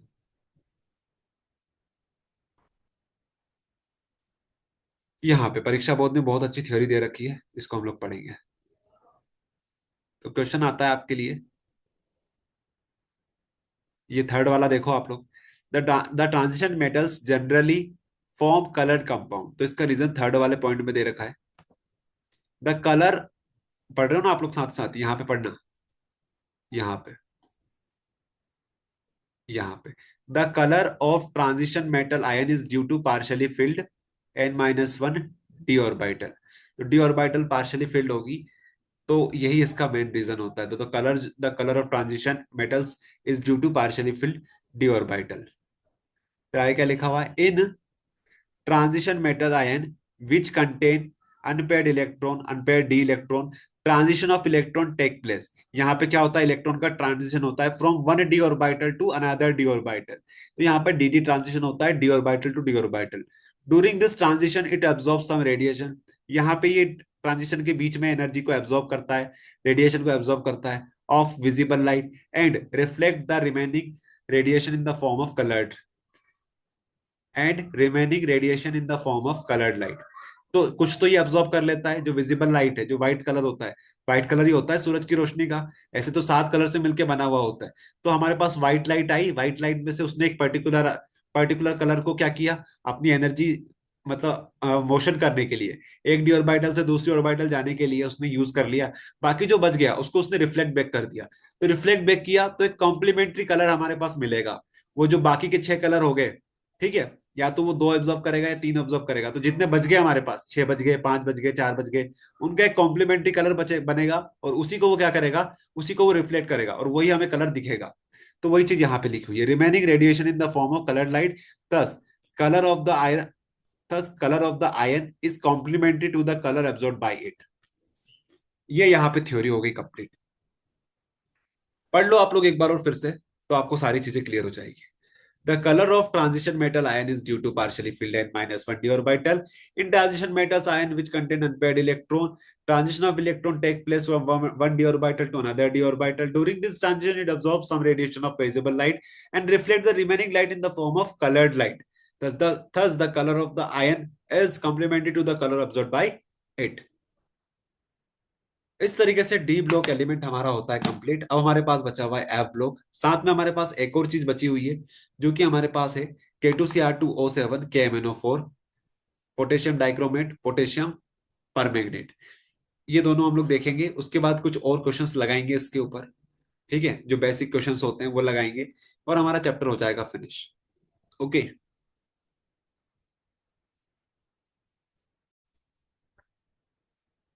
चलिए तो आगे हम लोग बात करते हैं एफ ब्लॉक एलिमेंट की। एफ ब्लॉक एलिमेंट्स, तो डी ब्लॉक एलिमेंट्स में जितना कराना था उतना करवा दिया। बाकी आप लोग हम लोग एफ ब्लॉक एलिमेंट पढ़ेंगे, उसके बाद डी ब्लॉक एलिमेंट के जो इंपॉर्टेंट क्वेश्चन है एक बार और डिस्कस करेंगे। लेकिन एफ ब्लॉक छोटा सा पार्ट है, इसको फिनिश करते हैं, फिर हम लोग इंपॉर्टेंट क्वेश्चन पे चलते हैं। तो सब कुछ कवर हो जाएगा, इसके अलावा आपको कुछ भी एक्स्ट्रा पढ़ने की जरूरत नहीं पड़ेगी इस चैप्टर से। तो जैसा जैसा करवा रहे हैं वैसा वैसा आप करते चलो। F block element, those elements in which last electron enters, यहां पे देखना, those element in which last electrons enter in f orbital, these are also known as inner transition elements because these are present within the transition metals। तो F block element किसको बोलते हैं? F F block element उन elements को बोलते हैं जिनमें last electron किस में आता है, एफ सबशेल में आता है। लास्ट इलेक्ट्रॉन एफ में आएगा तो उसे हम लोग एफ ब्लॉक बोलेंगे, डी में आएगा तो डी ब्लॉक बोलेंगे, ठीक है। तो इसी को हम लोग इनर ट्रांजिशन एलिमेंट भी बोलते हैं। क्या बोलते हैं? Inner transition elements. Inner transition elements क्यों बोलते हैं इनर ट्रांजिशन एलिमेंट्स? उसका रीजन है आपके लिए, यहां पर बताते हैं आपको। इनको इनर ट्रांजिशन मेटल भी बोलते हैं क्योंकि ये जो एफ ब्लॉक एलिमेंट्स होते हैं वो यहाँ पे होते हैं, यहाँ पे। ये जो दो ब्लॉक है, पहला वाला ब्लॉक आता है यहाँ पे, और दूसरा वाला जो ब्लॉक है एक्टिनोइड्स, वो आते हैं यहाँ पे। तो डी ब्लॉक को बोलते हैं ट्रांजिशन। तो ये किसने पड़े हुए हैं? ये डी ब्लॉक के अंदर ही पड़े हुए हैं यहाँ पे, इसलिए बोलते हैं कि इनर ट्रांजिशन है, ट्रांजिशन के अंदर ही पड़े हुए हैं, इनर ट्रांजिशन है, इनर ट्रांजिशन। तो इनर ट्रांजिशन किसे बोलते हैं? एफ ब्लॉक को बोलते हैं, ठीक है, एफ ब्लॉक को बोलते हैं। चलो, तो ये कुछ बेसिक चीजें थी जो कि क्लियर कर दी, ध्यान रखना इस चीज का। तो हमारे पास दो सीरीज होती है, एक होता है लेंथेनोइड्स, एक होता है एक्टिनोइड्स। लेंथेनोइड सीरीज 57 से स्टार्ट होती है, जो कि चलती है हमारे पास 71 तक, ठीक है। एक्टिनोइड सीरीज हमारे पास एक्टिनियम से चालू होती है, एक्टिनियम से चालू होती है, जो कि हमारे पास चलती कहाँ तक है? LR तक, 103 तक चलती है हमारे पास। ये दो सीरीज हमारे पास होती है। कोई भी नाम आपको याद करने की जरूरत नहीं है, कोई भी नाम आपको याद करने की जरूरत इसमें बिल्कुल नहीं है। दो सीरीज अब याद रखो कि दो सीरीज, एक है लेंथेनोइड सीरीज, एक सीरीज है हमारे पास एक्टिनोइड सीरीज। अभी कोई भी नाम आपको याद करने की जरूरत नहीं है, बस दो नाम आपको याद करवाएंगे जो कि आपको आगे करवाएंगे, अभी नहीं करवाएंगे। अभी तो आप लोग सिर्फ इतना समझो कि एफ ब्लॉक क्या होता है और एफ ब्लॉक कितने पार्ट्स में डिवाइडेड है। एक है लेंथेनोइड्स, एक होता है एक्टिनोइड सीरीज। तो पहले हम लोग ये देखते हैं जनरल इलेक्ट्रॉनिक क्वालिफिकेशन क्या बनेगी इसकी। डायरेक्ट याद कर लो आप लोग, N-2 एफ जो रहेगा वो आएगा 1 से लेके 14 तक। उसके बाद हमारे पास N-1 आएगा डी के लिए, जो कि हमारे पास या तो 0 होगा या फिर 1 होगा, 2 नहीं होगा, 0 होगा या 1 होगा, बस इतना ही होगा। इसके बाद एस जो होगा, एस में हमेशा दो फिक्स रहेंगे, दो यहाँ पे फिक्स रहेंगे, डी जो रहेगा या तो 0 रहेगा या 1 रहेगा, एफ जो होगा वो 1 से लेके 14 तक होगा। तो ये हमारे पास इलेक्ट्रॉनिक कन्फिग्रेशन, इसको आप डायरेक्ट याद करो, डायरेक्ट आप लोग याद करो इसे। ये हमारे पास जनरल इलेक्ट्रॉनिक कन्फिग्रेशन बन जाएगी एफ ब्लॉक के लिए। यहाँ पे आप लोग और कुछ चीजें देखना चाहो तो देख सकते हो, बाकी ये कोई इंपॉर्टेंट नहीं है, इसे चाहो तो पूरा स्किप कर सकते हो, यहाँ से कोई क्वेश्चन आपसे नहीं पूछा जाएगा। तो हमारे पास दो सीरीज होती है, एक होती है लेंथेनॉइड सीरीज, एक होती है एक्टिनॉइड सीरीज। ये कोई इंपॉर्टेंट नहीं है, फिर बोल रहे हैं आपसे ये कोई इंपॉर्टेंट नहीं है, फिर भी आप लोग पढ़ सकते हो, बुक में दे रखी है कुछ चीजें, इससे ज्यादा दे रखा है बुक में, तो बहुत सारी अनाप शनाप चीजें दे रखी है, बट आप लोग इतना ही पढ़ लोगे तो आप 100% श्योर हो जाओगे कि अब कुछ भी हमारा छूटा नहीं है इस चैप्टर से। तो लेंथेनॉइड एक होता है हमारे पास एक्टेनॉइड। लेंथेनॉइड होता है 51 से 71 तक। दे सिल्वरी व्हाइट कलर मेटल्स, ठीक है, ये सारे कैसे होते हैं, सिल्वरी व्हाइट कलर के होते हैं, सिल्वरी व्हाइट कलर के होते हैं। कौन से पीरियड में आता है, ये 6 नंबर के आता है, ग्रुप नंबर 3 में आता है। ये जो है ग्रुप नंबर 7 में आता है, सॉरी पीरियड नंबर 7 में आता है, ग्रुप नंबर 3 में आता है। इसके बाद इन ये जो स्टार्ट होते हैं 89 से होते हैं और 103 तक चलते हैं। They are radioactive metals, ये सारे कैसे होते हैं, रेडियो एक्टिव मेटल होते हैं। इसके बाद और क्या चीजें यहाँ पे दे रखी है वो देख लो। Air block metals are soft on exposure to air get oxidised. तो ये सॉफ्ट होते हैं और जैसे आप हवा में रखोगे तो ये ऑक्सीडाइज हो जाते हैं, ये यहाँ पे पार्ट है। Properties of f block element की बात करें तो samarium SM is still hard due to maximum unpaired electron. तो एसएम जो होता है, सेमेनियम सेमेरियम सेमेरियम, ये क्या होता है, सबसे ज्यादा हार्ड होता है, स्टिल हार्ड होता है, क्योंकि इसके पास सबसे ज्यादा अनपेयर्ड इलेक्ट्रॉन्स होते हैं। तो ऐसे सेमेरियम जो होता है सबसे ज्यादा हार्ड होता है, ये आप अब याद करो। अब आपको कुछ कंपाउंड्स याद करने को बोलेंगे, अभी तक आपसे कोई कंपाउंड याद करने को नहीं बोले थे। तो सेमेरियम क्या होता है, सबसे ज्यादा हार्ड होता है, ये आपसे ऑब्जेक्टिव में पूछ सकते हैं। फिर ये वही बात हमने लिख दी है कि एफ ब्लॉक जो होता है वो इनर ट्रांजिशन एलिमेंट्स कहलाते हैं, क्योंकि लास्ट इलेक्ट्रॉन कहाँ पे आता है, एफ ब्लॉक में आता है। F block electron enters in inner f orbital first, that's why f block is also known as inner transition elements, electron enters in f orbital. अब आता है मोस्ट इंपॉर्टेंट क्वेश्चन, जो कि पिछले 10 सालों में लगभग 4 से 5 बार आ चुका है, और ज्यादा बार ही आया होगा, 4 से 5 बार तो हम देख चुके हैं। बाकी ये क्वेश्चन तो बहुत बहुत बहुत इंपॉर्टेंट है। इस चैप्टर का सबसे इंपॉर्टेंट क्वेश्चन अगर कोई सा है तो वो ये वाला है। पहला क्वेश्चन आता है ये वाला, सबसे ज्यादा इंपॉर्टेंट क्वेश्चन है ये वाला। उसके बाद सेकंड नंबर पे आता है कलर वाला, कलर कंपाउंड को शो करते हैं। ये दो क्वेश्चन तो ऐसे हैं कि बिल्कुल आपको याद होने ही चाहिए इस चैप्टर से। चलो तो बात करते हैं what is lanthanoids, what is actinoids, और क्या डिफरेंस होता है। तो दो सीरीज होती है। तो last electron enters in F F subshell of n-2 orbital. अगर हमारे पास लास्ट इलेक्ट्रॉन 4f में आता है, 4f सबशेल में आता है, तो हम उसे क्या बोलेंगे, उसे बोलेंगे लेंथेनॉइड।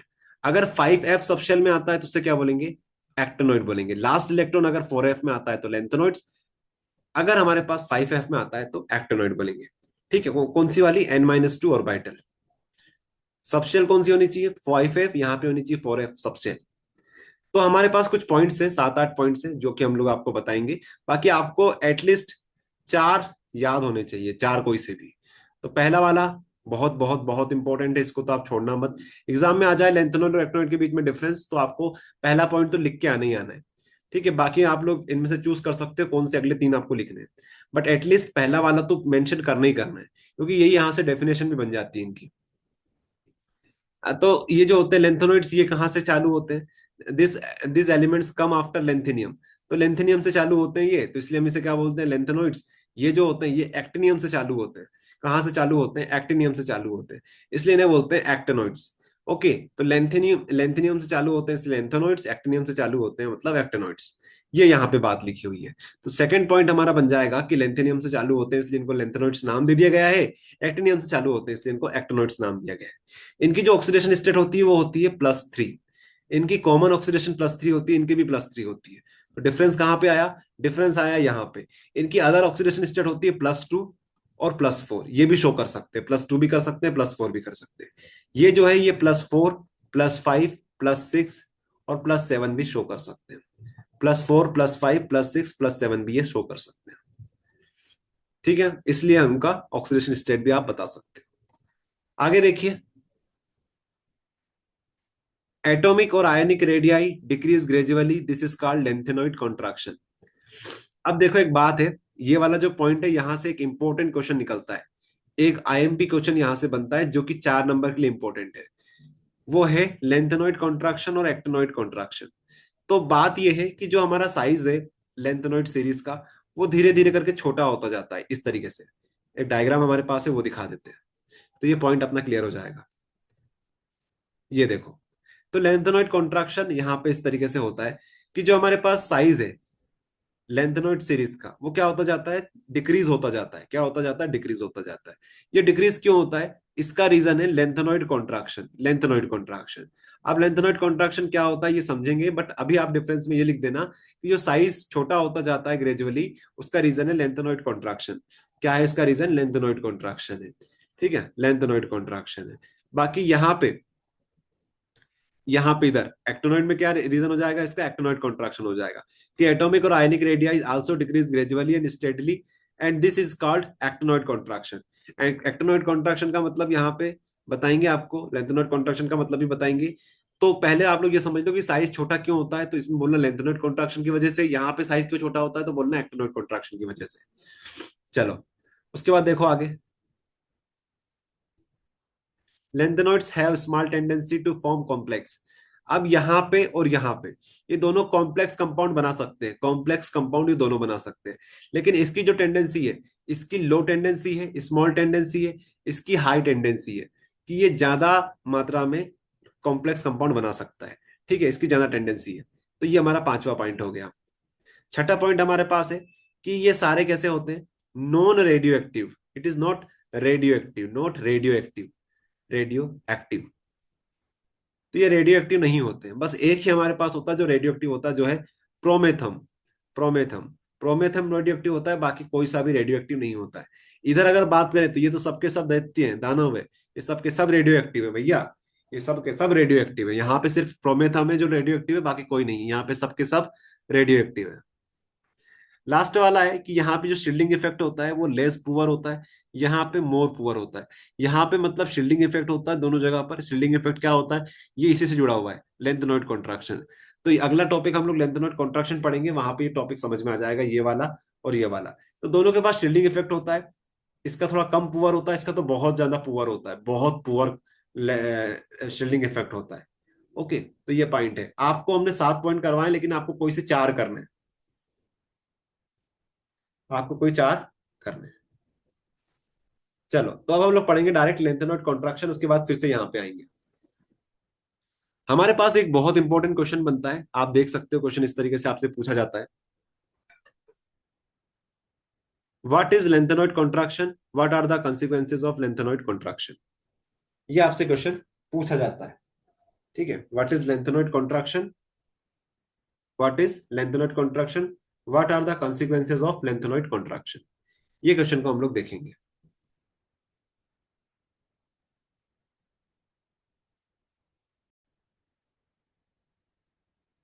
तो लेंथेनॉइड कॉन्ट्रैक्शन, तो यहाँ पे हम लोग देखेंगे, काफी अच्छी चीज दे रखी है परीक्षा बोर्ड में।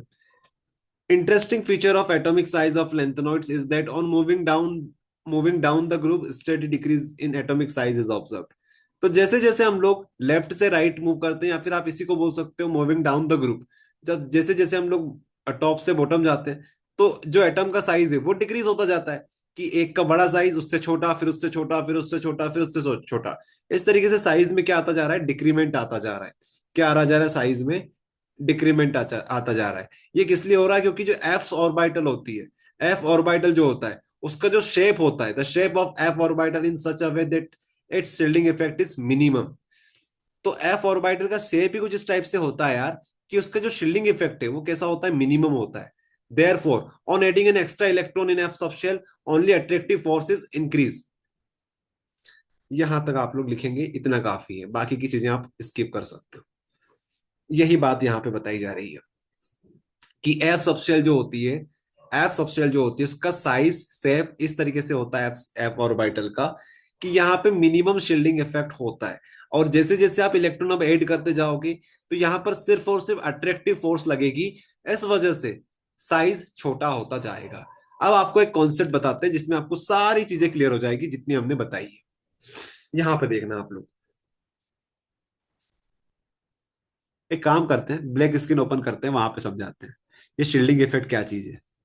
बाकी क्लास 11th में शील्डिंग इफेक्ट होता है, वहां पे पढ़ाया जाता है शील्डिंग इफेक्ट के बारे में। बाकी अगर आपको नहीं पता है कि शील्डिंग इफेक्ट क्या होता है तो यहाँ पे समझ में आ जाएगा। चलिए, हमारे पास एटम है, इसका साइज इतना है। उससे उसके बाद क्या हुआ, साइज छोटा होता जाएगा। इस तरीके से हम लोग बता देते हैं कि साइज हमारा इस तरीके से डिक्रीज होता जा रहा है। तो ये इसलिए हो रहा है क्योंकि हमारे पास जो एफ सबशेल है वहां पर नंबर ऑफ सबशेल्स ऑर्बिटल्स हैं। एक ऑर्बिटल, दो ऑर्बिटल, यहाँ पे पॉजिटिव चार्ज होगा। तो आप लोग ध्यान से सुनना, यहाँ पर इलेक्ट्रॉन होंगे, यहाँ पर इलेक्ट्रॉन होंगे, यहाँ पर इलेक्ट्रॉन होंगे, यहाँ पे इलेक्ट्रॉन होंगे। इसके अलावा एफ सबशेल जो होती है, मान लो एक और हमारे पास सबशेल हो गई ये वाली, यहाँ पर भी इलेक्ट्रॉन्स होंगे, यहाँ पर इलेक्ट्रॉन, यहाँ पर इलेक्ट्रॉन, यहाँ पर electron.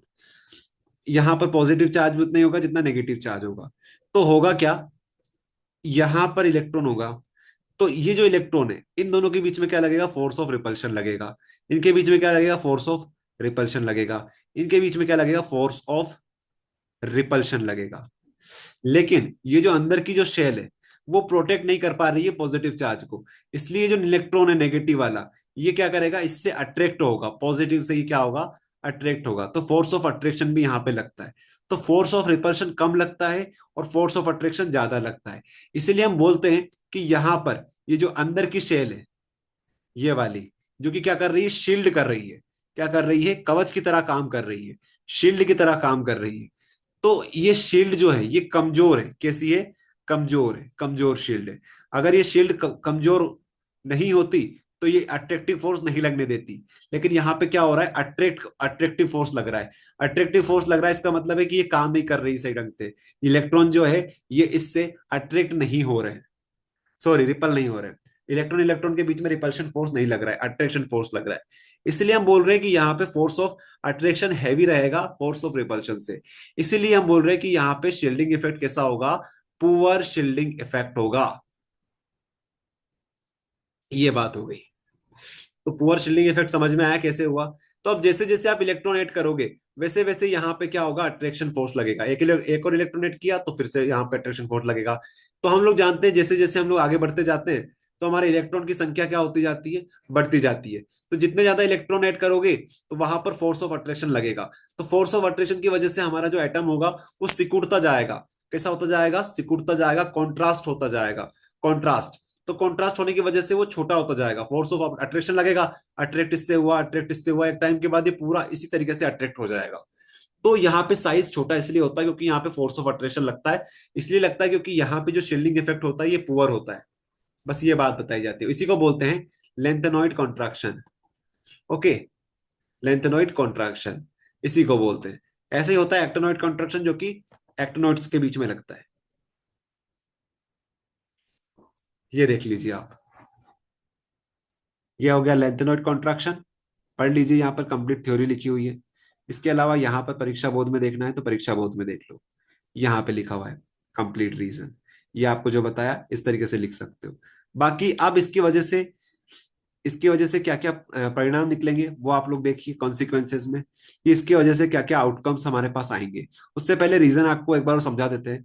The new electron in lanthanoid instead of going to the outermost shell and mine enters in n-2f suborbital, as a result of which force of attraction increases between electron and nucleus, due to which atom और ion contrast। तो वही बात बताई गई है कि यहाँ पे फोर्स ऑफ अट्रैक्शन लगेगा और यहाँ पे हमारा जो एटम होगा वो क्या होता जाएगा, एटम या आयन कॉन्ट्रास्ट होता जाएगा। ठीक है, ये आप लोग रीजन लिख सकते हो। यहाँ पर नेग्लिजिबल और जीरो शील्डिंग इफेक्ट होता है, ये सेकंड रीजन है, तो इसको आप लोग पढ़ लीजिएगा।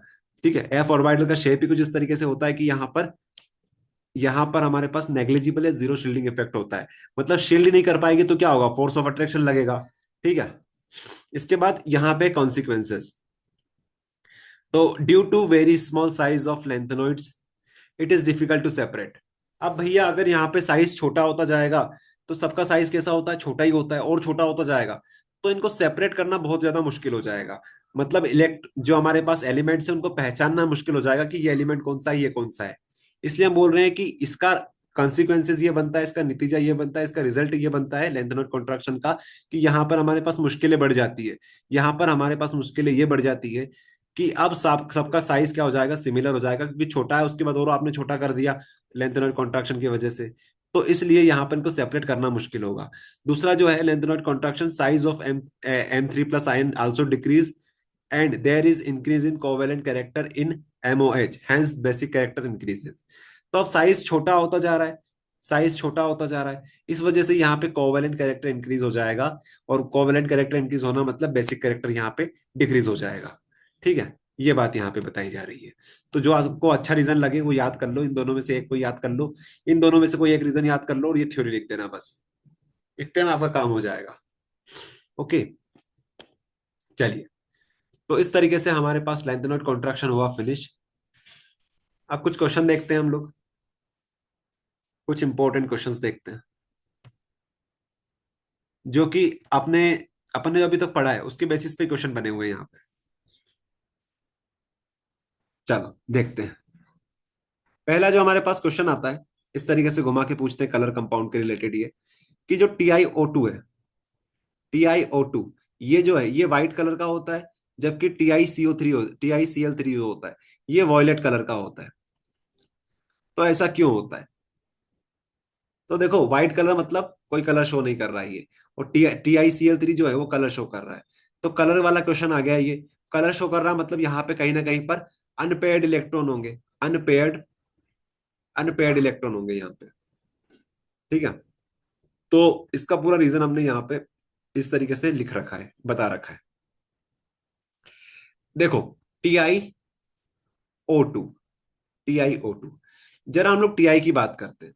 तो टीआई जो रहेगा यहाँ पे +4 ऑक्सीडेशन स्टेट शो कर रहा है। क्यों कर रहा है +4 ऑक्सीडेशन स्टेट शो? क्योंकि यहाँ पर ऑक्सीजन के साथ इसने बॉन्ड बना रखी है। जरा ध्यान से समझो यार, TiO2, टीआई जो रहेगा इसने दो बॉन्ड इस ऑक्सीजन से बनाई होगी और दो बॉन्ड इस ऑक्सीजन से बनाई होगी। ठीक है, तो इसने 4 इलेक्ट्रॉन्स जो थे अपने इस तरीके से इसने यूज किए। अच्छा, आपने सिखाया था स्कैंडियम, टाइटेनियम, वेनेडियम, इस तरीके से। तो टाइटेनियम कौन से नंबर पे आता है हमारे पास? 22वें नंबर पे आता है। ये हमारे पास 21वें नंबर पे आता है। 18 हमारे पास आर्गन के लिए बन जाता है। तो हमारे पास टीआई में कितने इलेक्ट्रॉन्स होंगे? 4 इलेक्ट्रॉन्स होंगे। अरे 22 हमारे पास होता है, 22 और 18 इसमें से माइनस करो तो कितना आया? 4 इलेक्ट्रॉन इसके पास होते हैं। मतलब इसकी जो इलेक्ट्रॉनिक कन्फिग्रेशन हमने बनाई थी वो कैसे बनाई थी? 4s2, और यहाँ पे आया था हमारे पास 3d2, ये था हमारे पास। तो इसने 4 बॉन्ड बनाई है, 1 2 3 4, मतलब इसने ये इलेक्ट्रॉन और ये इलेक्ट्रॉन दोनों डोनेट कर दिए, तब जाके इसने बॉन्ड बनाई है। तो यहाँ पर हमने बता रखा है यहाँ पे +4 की ऑक्सीडेशन स्टेट शो कर रहा है। मतलब इसने अगर इससे सबसे बॉन्ड बना के रख लिए, यहाँ से ही बना ली, यहाँ से ही बना ली, इसके पास इलेक्ट्रॉन कितने बचे? अब 0 इलेक्ट्रॉन बचे। ठीक है, मतलब यहाँ पे अनपेड इलेक्ट्रॉन नहीं है, और अनपेड इलेक्ट्रॉन नहीं है इसका मतलब ये कलर शो नहीं कर रहा है। तो आप बता देना कि यहाँ पे +4 ऑक्सीडेशन स्टेट शो कर रहा है, यहाँ पर अब 0 बचा, यहाँ पर भी 0 बचा, having a vacant d orbital, hence there is no dd transition and it is white colour. यहाँ पे कोई dd ट्रांजिशन नहीं होगा, ना तो कोई अनपेड इलेक्ट्रॉन है यहाँ पे, इसलिए हम बोलेंगे कि ये कलर शो नहीं कर रहा है। अब बात कर लेते हैं TiCl3 की। तो यहाँ पे 3 बॉन्ड बना रहा है टीआई, 1 2 3, यहाँ पर Cl, यहाँ पर Cl, यहाँ पर Cl। तो इसके पास 4 इलेक्ट्रॉन थे, एक बच गया इसके पास। अरे 4 इलेक्ट्रॉन थे, एक बच गया इसके पास। एक था 4s, एक था 3d, यहाँ पर भी 2 थे, यहाँ पर भी 2 थे, तो ये 2, और यहाँ से इसने एक ले लिया होगा। तो इस तरीके से इसके पास सिर्फ और सिर्फ एक इलेक्ट्रॉन बचा है, और 3 इसने बॉन्ड फॉर्मेशन में यूज कर लिए। तो यहाँ पर 0 और यहाँ पे बचेगा यह। पहले इलेक्ट्रॉन निकलेगा s में से, फिर निकलेगा d में से। पहले s के खत्म होंगे पूरे, फिर हमारे पास d का खत्म होगा। तो पहले यहाँ पे 2 थे तो 2 यहाँ से निकाले, फिर एक यहाँ से निकाल लिया 3, तो यहाँ से सिर्फ एक बचा। ये बात आप ध्यान रखना। तो ये हमारे पास सिर्फ एक इलेक्ट्रॉन बचा है, इसलिए इसे बोलेंगे अनपेयर्ड इलेक्ट्रॉन। तो यहाँ पे अनपेयर्ड इलेक्ट्रॉन है, इसलिए क्या करेगा? कलर शो कर सकता है। क्या कर सकता है? कलर शो कर सकता है। ये आपने यहाँ पे बता दिया कि on the other hand TiCl3, Ti is +3 oxidation state having one unpaired electron in 3d orbital, hence it is colored। इस तरीके से आपको क्वेश्चन का आंसर लिखना है। नीचे क्या दे रखा है? In first transition series paramagnetism increase till chromium then it start decrease why. तो क्रोमियम तक पैरामैग्नेटिज्म इंक्रीज होता है। पैरामैग्नेटिज्म मतलब अनपेयर्ड इलेक्ट्रॉन। तो बता देना कि यहाँ पे अनपेयर्ड इलेक्ट्रॉन होते हैं, इसलिए पैरामैग्नेटिज्म इंक्रीज होता है। उसके बाद से क्या हो जाती है? पेयरिंग स्टार्ट हो जाती है। उसके बाद से आगे के जो एलिमेंट्स हैं क्रोमियम के बाद के, मैग्नीज, कॉपर, निकल, कॉपर, जिंक, इनमें क्या होता है? इनमें पेयरिंग स्टार्ट हो जाती है। इसलिए हम बोलते हैं कि पहले तो हमारे पास जो है वो पैरामैग्नेटिज्म इंक्रीज होता है, फिर डिक्रीज होता है। तो यहाँ पे पूरा यहाँ पे रीजन लिखा हुआ है। ओके, इस तरीके से ये जो क्वेश्चन था ये फिनिश हुआ। इस तरीके से लॉजिकल क्वेश्चन आपसे पूछे जा सकते हैं। इसके बाद ये देख लो, why do transition metal exhibit variable oxidation state. तो वेरिएबल ऑक्सीडेशन स्टेट के जो 3 रीजन लिखे थे हमने, वो यहाँ पे बता देना कि वेरिएबल ऑक्सीडेशन स्टेट क्यों शो कर सकता है ये। अच्छा, यहाँ पे वेरिएबल पूछा है ना, variable oxidation state, catalytic property पूछी होती तो हम बताते 3 रीजन। वेरिएबल ऑक्सीडेशन स्टेट का रीजन आपको बताया था कि यहाँ पे एन एस और N-1D, ये दोनों के दोनों क्या करते हैं, बॉन्ड फॉर्मेशन में पार्टिसिपेट करते हैं। इस वजह से ये वेरिएबल ऑक्सीडेशन स्टेट शो कर सकते हैं। ये आपको रीजन बताना है, ठीक है। ये आपको रीजन बताना है कि दो हमारे पास होते हैं, एक NS होता है और एक हमारे पास होता है N-1D। इन दोनों का बॉन्ड फॉर्मेशन में पार्टिसिपेट करना ही क्या बताता है, वेरिएबल ऑक्सीडेशन स्टेट बताता है। पढ़ना हो तो आप लोग यहाँ पे पढ़ सकते हो। Transition metal exhibit variable oxidation state because the energy subshell N-1D and NS are very close. Thus, possibility to lose electron from NS subshell as well as from N-1D subshell is very much. And if there are unpaired electrons, so oxidation state of these metals may increase. In this elements, Mn shows maximum oxidation state. तो ये वही बात हमने लिखी हुई है। Okay, फिर हमारे पास है एलॉय फॉर्मेशन का, तो ये करवा दिया आपको एलॉय फॉर्मेशन कैसे होता है। इसके बाद ये वाला क्वेश्चन आप लोग ट्राई करना, ये कलर वाला कंपाउंड वाला, ये कलर क्यों शो करता है, कलर क्यों शो नहीं करता है। अच्छा, ये कलर वाला नहीं है, ये तो रेडियस के ऊपर है कि the radius of Fe2 plus ion is smaller than the radius of Mn2 plus ion, why, ये आपसे पूछा है। तो अगर ये कलर का होता तो कलर के हम लोग अनपेड इलेक्ट्रॉन की कहानी बताते, बट ये किसके रिलेटेड क्वेश्चन पूछा हुआ है, रेडियस के रिलेटेड पूछा हुआ है। तो रेडियस में आप क्या बताओगे कि Fe2 plus ion is smaller और Mn2 प्लस आयन जो होता है वो बड़ा क्यों होता है, और Fe2 प्लस आयन जो होता है वो छोटा क्यों होता है। तो इसका रीजन है the atomic number of Fe is 26 is more than the atomic number of Mn2 plus due to due to higher value of atomic number, iron iron nucleus contain more protons, hence the force of attraction between the nucleus and the electron of outermost orbit is more. Due to strong attractive force of this nucleus, the electron cloud is pulled inward, which results in smaller size of F2 plus ion as compared to M2 plus ion. देखो, ये जो अपना iron होता है, ये iron ही तो है, iron, और ये हमारे पास है मैग्नीज। तो हमने बताया कि जो हमारे पास आयरन होता है, the atomic size of iron is more than the atomic number of Mn। तो जो एटॉमिक नंबर आयरन का होता है वो होता है 26। कितना होता है, 26 होता है। और हमारे पास जो मैग्नीज है, मैग्नीज का कितना होता है, 25 होता है। तो इसके पास ज्यादा इलेक्ट्रॉन होंगे और ज्यादा प्रोटॉन होंगे, तो इलेक्ट्रॉन भी ज्यादा है, प्रोटॉन भी ज्यादा है। इससे क्या होगा, इससे ये होगा कि दोनों के बीच में फोर्स ऑफ अट्रैक्शन लगेगा। ज्यादा फोर्स ऑफ अट्रैक्शन लगेगा तो वो सिकुड़ जाएगा, सिकुड़ने की वजह से मतलब कॉन्ट्रास्ट हो जाएगा, तो उसका साइज छोटा हो जाएगा। वहीं अगर मैग्नीज की बात करें तो उसमें इलेक्ट्रॉन भी कम है और हमारे पास प्रोटॉन भी कम है, तो यहाँ पे फोर्स ऑफ अट्रैक्शन नहीं लगेगा। फोर्स ऑफ अट्रैक्शन नहीं लगेगा तो कोई दिक्कत ही नहीं है, साइज इसके कंपेयर में छोटा रहेगा, बड़ा रहेगा। जितना ज्यादा इलेक्ट्रॉन होंगे, जितने प्रोटॉन होंगे, वो उतना सिकुड़ता जाएगा, छोटा होता जाएगा, अट्रैक्ट होता जाएगा एक दूसरे से। ये हमने यहाँ पे बताया।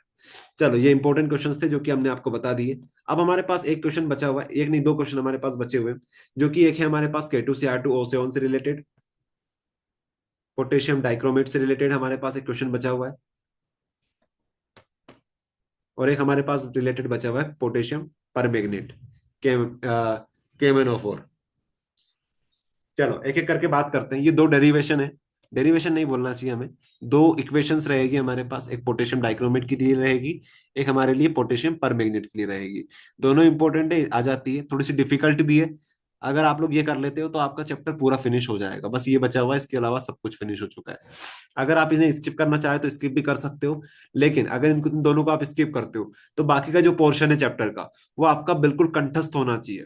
ओके, तब जाके आप इन्हें स्किप कर सकते हो। अगर आप स्किप नहीं करना चाहते हो तो इनको अच्छे से पढ़ लेना, थोड़ी सी मुश्किल है बट आपको याद तो करनी पड़ेगी यार, ठीक है।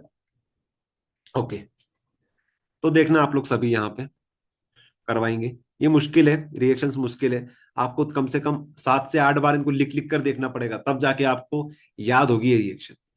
सबसे पहले तो ये समझो K2Cr2O7, इसका नाम क्या है, इसका बोलते हैं पोटेशियम डाइक्रोमेट, पोटेशियम डाइक्रोमेट। तो पोटेशियम डाइक्रोमेट कैसे बन सकता है वो हम लोग सीखेंगे। देखो सबसे पहले हमारे पास होता है, हम आपको यहीं पे बता देते हैं, क्योंकि ये रिएक्शन में ऐसा कुछ भी नहीं है जो समझाने लायक हो, इसमें बहुत सारी चीजें आपको डायरेक्ट याद ही करनी है। सबसे पहले हम बोलेंगे कि हमारे पास फेरोमैग्नेट है, conversion of ferromagnet into sodium chromate. तो हमारे पास सबसे पहले फेरोमैग्नेट होगा ये FeCrO4, ये हम लोग यूज करेंगे, इसकी रिएक्शन कराएंगे बेस के साथ, NaOH के साथ, साथ में इसको ऑक्सीडाइज कर देंगे, ऑक्सीजन के साथ रिएक्शन करा देंगे। तो हमारे पास क्या बन जाएगा, N2CrO4 बन जाएगा, साथ में हमारे पास Fe2O3 और H2O जो रहेगा एज अ बाई प्रोडक्ट रहेगा। ये आपको समझ में आना चाहिए। तो हमारे पास ये जो है ये था फेरोक्रोमेट, जो कि हमने किसमें कन्वर्ट कर लिया, इसको सोडियम क्रोमेट में कन्वर्ट कर लिया। ये जो फेरोक्रोमेट था इसको सोडियम क्रोमेट में हमने कन्वर्ट कर लिया। अब जो सोडियम क्रोमेट है उसका कर दो आप लोग क्या, एसिडिफिकेशन, मतलब एसिड के साथ रिएक्शन करा दो। कौन सा acid, sodium hydrochloric acid, H2SO4 के साथ रिएक्शन कराओ। तो ये किस में कन्वर्ट हो जाएगा, ये सोडियम डाइक्रोमेट में कन्वर्ट हो जाएगा। किस में कन्वर्ट हो जाएगा, सोडियम डाइक्रोमेट में। N2Cr2O7, साथ में वाटर और N2SO4 रिमूव हो जाएगा। अब जो हमारे पास सोडियम डाइक्रोमेट बचा है बना है, इसको आपको कन्वर्ट करना है, सोडियम को करना है पोटेशियम में। तो पोटेशियम को यूज करने के लिए हम लोग यूज करेंगे KCl का। ठीक है, KCl का आप यूज करोगे तो ये कन्वर्ट हो जाएगा K2Cr2O7 और NaCl यहाँ से रिमूव हो जाएगा। अब ये जो रिएक्शन है वैसी की वैसी आपको याद करनी है, जैसी लिखी हुई है वैसी की वैसी आपको याद करनी है। देखो 4 16 7 8 2 8, ये जो है ये इनको बैलेंस करने के लिए हमने नंबरिंग दे रखी है। तो आपको भी सेम एज इट इज इसको याद कर लेना है। 4 FeCr2O4 plus 16 NaOH plus 7O2, इनकी रिएक्शन कराएंगे तो हमारे पास मिलेगा N2CrO4 और साथ में हमारे पास Fe2O3 और H2O मिलेगा। इसको बैलेंस कर लेना, यहाँ पे 8 यहाँ पे 8। उसके अलावा conversion of sodium chromate into sodium dichromate. तो फिर हमने बोला कि जो हमारे पास बना था उसको हम कन्वर्ट कर लेंगे किसमें, सोडियम डाइक्रोमेट में। तो डाइक्रोमेट में कन्वर्ट करने के लिए हमने एसिडिफिकेशन किया। तो एसिडिफिकेशन कुछ इस तरीके से हुआ, लास्ट में हमने KCl के साथ रिएक्शन करा दी तो हमारे पास पोटेशियम डाइक्रोमेट मिल गया। अब ये जो पोटेशियम डाइक्रोमेट मिला है ये हमें बनाना था। तो हम बोलेंगे कि highly soluble in hot water, ये बहुत ज्यादा सोल्यूबल होता है पानी में, गर्म पानी में खासकर। Moderate soluble in cold water, अब कोल्ड वाटर की अगर हम लोग बात करें तो ये मॉडरेट सोल्यूबल होता है, अच्छे से सोल्यूबल नहीं होता जितना कि हॉट वाटर में होता है। ये बात हो गई। इसके अलावा केमिकल प्रॉपर्टीज की बात कर लो तो K2Cr2O7 ये हमें क्या देगा, Cr2O7 देगा और 2 माइनस लगा देंगे क्योंकि K2 है हमारे पास, K2 है तो यहाँ पे 2 माइनस आ जाएगा अगर तोड़ेंगे तो। अगर इसकी रिएक्शन आप लोग किसी एसिड के साथ साथ में H2O2 के साथ कराते हो तो हमें क्या मिल जाएगा, CrO4 मिल जाएगा। और इसी को आप आगे देखोगे तो यहीं से रिलेटेड हमारे पास एक क्वेश्चन बनता है क्रोमियम क्लोराइड टेस्ट का। तो वो जो होता है वो इस तरीके से होता है कि it is use to check the presence of ionic chloride. अगर आपको इसकी रिएक्शन देखनी है तो वो ये रहेगी K2Cr2O7 जो रहेगा उसमें से K2 को बाहर फेंको तो हमारे पास बचेगा Cr2O7 जो कि यहाँ पे 2 माइनस में रहेगा। इसका कर दो एक एसिड के साथ रिएक्शन, साथ में ले लो एक बेस, तो हमारे पास बनेगा CrO2Cl2। ये क्या है हमारे पास, रेड वेपर एवेपोरेट हो जाएगा। देखो सब जाते हैं आपको चीजें क्या चल रही है, आपको लग रहा होगा कि बहुत फास्ट हो गया ये। तो हमारे पास क्रोमियम क्लोराइड टेस्ट होता है। तो क्रोमियम क्लोराइड टेस्ट जो होता है, ये जो टेस्ट है हमारे पास, इस टेस्ट में हम क्या करते हैं, हमारे पास जो K2Cr2O7 था उसको हम यूज करते हैं। अब K2Cr2O7 हमें क्या देगा, Cr2O7 दे देगा।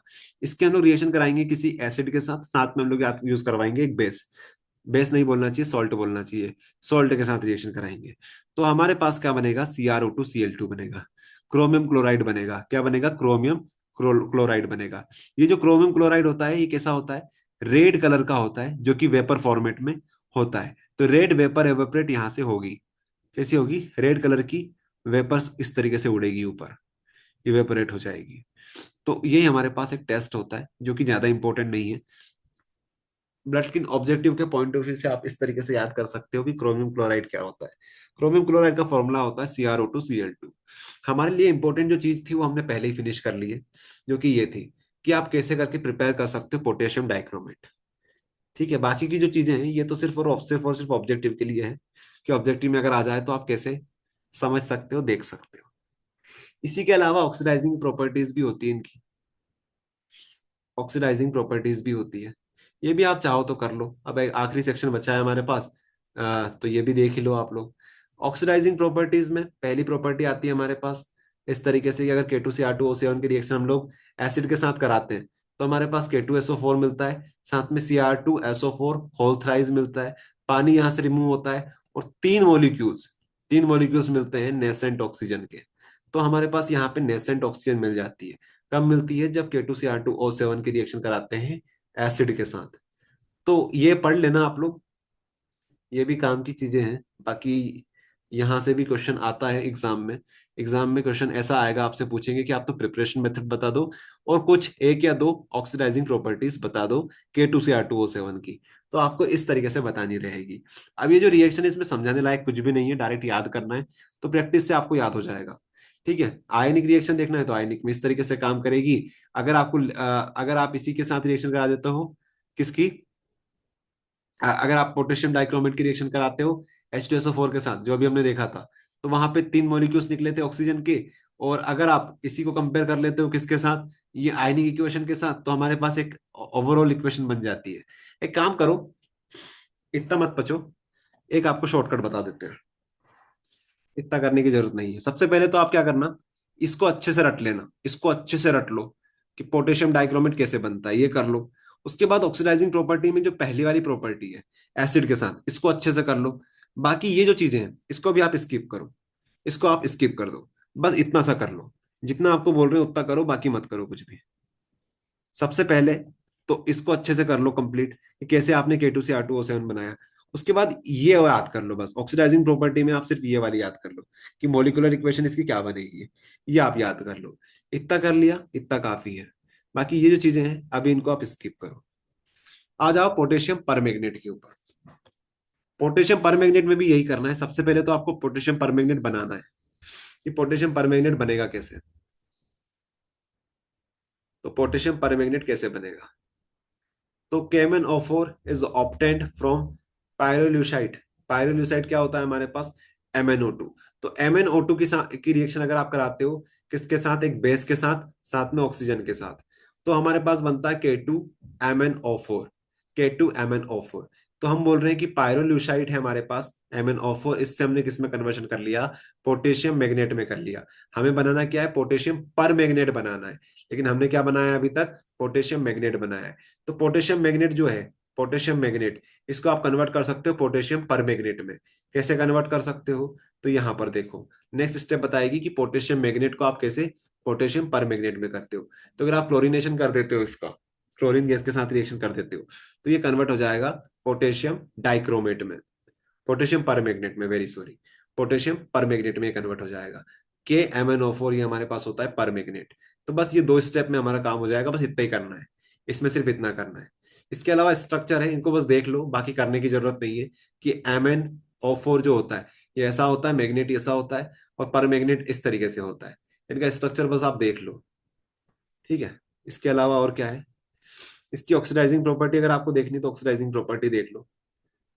ऑक्सीडाइजिंग प्रॉपर्टी ये भी एग्जाम में आता है, इसलिए ऑक्सीडाइजिंग प्रॉपर्टी करवा देते हैं। इसके बाद सब कुछ फिनिश हो जाएगा। ऑक्सीडाइजिंग प्रॉपर्टी हमारे पास है कि अगर आप लोग फिर से KMnO4 लेते हो, इसके साथ H2SO4 के साथ रिएक्शन कराते हो, तो आपको मिलेगा K2SO4 MnSO4 और पानी निकलेगा बाहर। और यहाँ पर हमें नेसेंट ऑक्सीजन मिलेंगे कितने? 5। अगर आप लोग KMnO4 की रिएक्शन कराते हो KNO2 के साथ कराते हो, तो आपको मिलेगा K2SO4, फिर से सेम टू सेम। यहाँ पर भी MnSO4 मिलेगा, सेम टू सेम। यहाँ पर भी पानी का मॉलिक्यूल्स जो होगा वो निकल जाएगा। यहाँ पे आपको 5 मॉलिक्यूल्स मिलेंगे KNO3 के। ये हो जाएगा आपका। अगर आप यहाँ पे KMnO4 की रिएक्शन कराते हो H2SO4 के साथ, ठीक है, H2SO4 के साथ अगर आप लोग KMnO4 की रिएक्शन कराते हो, तो सेम वही कहानी यहाँ पर होगी। MnSO4 मिलेगा। एक काम करो, इसको ऐसा देखो, आपकी इक्वेशन 1 है, ये इक्वेशन 2 हो गई। अगर आप इन दोनों को यूज करते हो, अगर आप इन दोनों को यूज करते हो, तो आपके पास एक फाइनल एक्सप्रेशन बन सकता है। कैसे बन सकता है? यहाँ पर KMnO4, यहाँ पर KMnO4, दोनों में था KMnO4। यहाँ पर हमने H2SO4 यूज किया, यहाँ पर भी हमने H2SO4 यूज किया। अगर आप लोग H2SO4 यूज करते हो, साथ में आप यूज करते हो H2O2 का, किसका यूज करते हो, H2O2 का। यहाँ पर भी H2O2 है, तो H2O2 का यूज करते हो। H2SO4 है यहाँ पे, वेरी सॉरी, तो यहाँ पर भी H2SO4, यहाँ पर भी H2SO4, तो ये कॉमन हमने रखा, साथ में हमने यहाँ पर H2O2 की साथ रिएक्शन कराई। तो अगर आप H2O2 के साथ रिएक्शन कराओगे तो हमें यहाँ पे MnSO4 मिलेगा ही मिलेगा, यहाँ पर भी मिला था, यहाँ पर भी मिला था, यहाँ पर भी मिलेगा। K2SO4 यहाँ पर भी मिला था, यहाँ पर भी मिला था, यहाँ पर भी मिलेगा। यहाँ पर हमें H2O मिलेगा, यहाँ पर भी मिला था, यहाँ पर भी मिला था, यहाँ पर भी मिलेगा। यहाँ पर हमारे पास O2 एक्स्ट्रा आ जाएगा, O2। इस तरीके से समझ लो, ठीक है। तो जैसा आपको कंपेयर करके समझना है वैसे कंपेयर करके समझ लो। तो ये कुछ रिएक्शंस हैं जो कि आपको डायरेक्ट याद ही करनी है, इसमें समझाने लायक कुछ भी नहीं है। जैसा लिखा है वैसे के वैसे याद करनी रहेगी आपको। जो चीजें समझाने की थी पहले हमने आपको समझा दी है। अब ये ऑक्सीडाइजिंग प्रॉपर्टीज होती है, रिएक्शंस होती है, इनको आपको डायरेक्ट याद ही करना होता है। ओके, तो H2SO4 के साथ, KNO2 के साथ। अच्छा, एक और बात ध्यान रखना, यहाँ पे हम बोलना भूल गए कि KMnO4, KNO2 और साथ में H2SO4, इन तीनों के साथ जब रिएक्शन होगी तो हमारे पास ये बनेगा। इनमें इन दोनों के साथ रिएक्शन होगी तो ये बनेगा, इसमें इन तीनों के साथ रिएक्शन होगी तो ये बनेगा। ऐसा कुछ है, ठीक है। तो इनको आप लोग याद कर लेना। तो ये याद कर लो, और साथ में ये याद कर लो, ये पोटेशियम डाइक्रोमेट कैसे, पोटेशियम परमैंगनेट कैसे बनाया था वो देख लो। तो ये दो याद कर लिया तो ये KMnO4 कंप्लीट हो जाएगा अपना। इस तरीके से पूरा चैप्टर हमारा होता है कवर। देखो, चैप्टर में ऐसा कुछ खास नहीं था, बस जो चीजें आपको दिक्कत देगी वो देगी ये K2Cr2O7 और KMnO4। तो इनमें सबको दिक्कत आएगी, सारे बच्चों को दिक्कत आएगी। आप ऐसे नहीं हो कि आपको ही दिक्कत आ रही है, बट दिक्कत कब तक आएगी, जब तक आप इनकी 5 से 7 बार, 5 से 7 बार आप प्रैक्टिस नहीं कर लेते तब तक दिक्कत आएगी।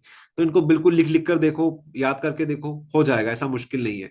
ओके, 4 से 5 बार, 5 से 7 बार आप प्रैक्टिस करोगे तो आपकी आदत पड़ जाएगी और आपसे बनने लगेगा ये। बाकी अगर आप ये स्किप भी कर देते हो दोनों पार्ट, तब भी आपके नंबर पूरे में से पूरे आ सकते हैं, क्योंकि पोटेशियम डाइक्रोमेट, पोटेशियम परमैंगनेट, ये बार बार रिपीट नहीं होते हैं। ये 5 साल में एक बार, 5 साल में या फिर 10 साल में एक दो बार ऐसे करके रिपीट होते हैं, रेगुलर रिपीट नहीं होते हैं ये। तो इनको कर लो, करना चाहो तो। बाकी जो मेन चीजें हैं, लेंथेनॉइड कॉन्ट्रैक्शन, एक्टिनॉइड कॉन्ट्रैक्शन हो गया, कलर कैसे शो करते हैं ये देख लो, बाकी की जो थ्योरी है वो पढ़ लो अच्छे से।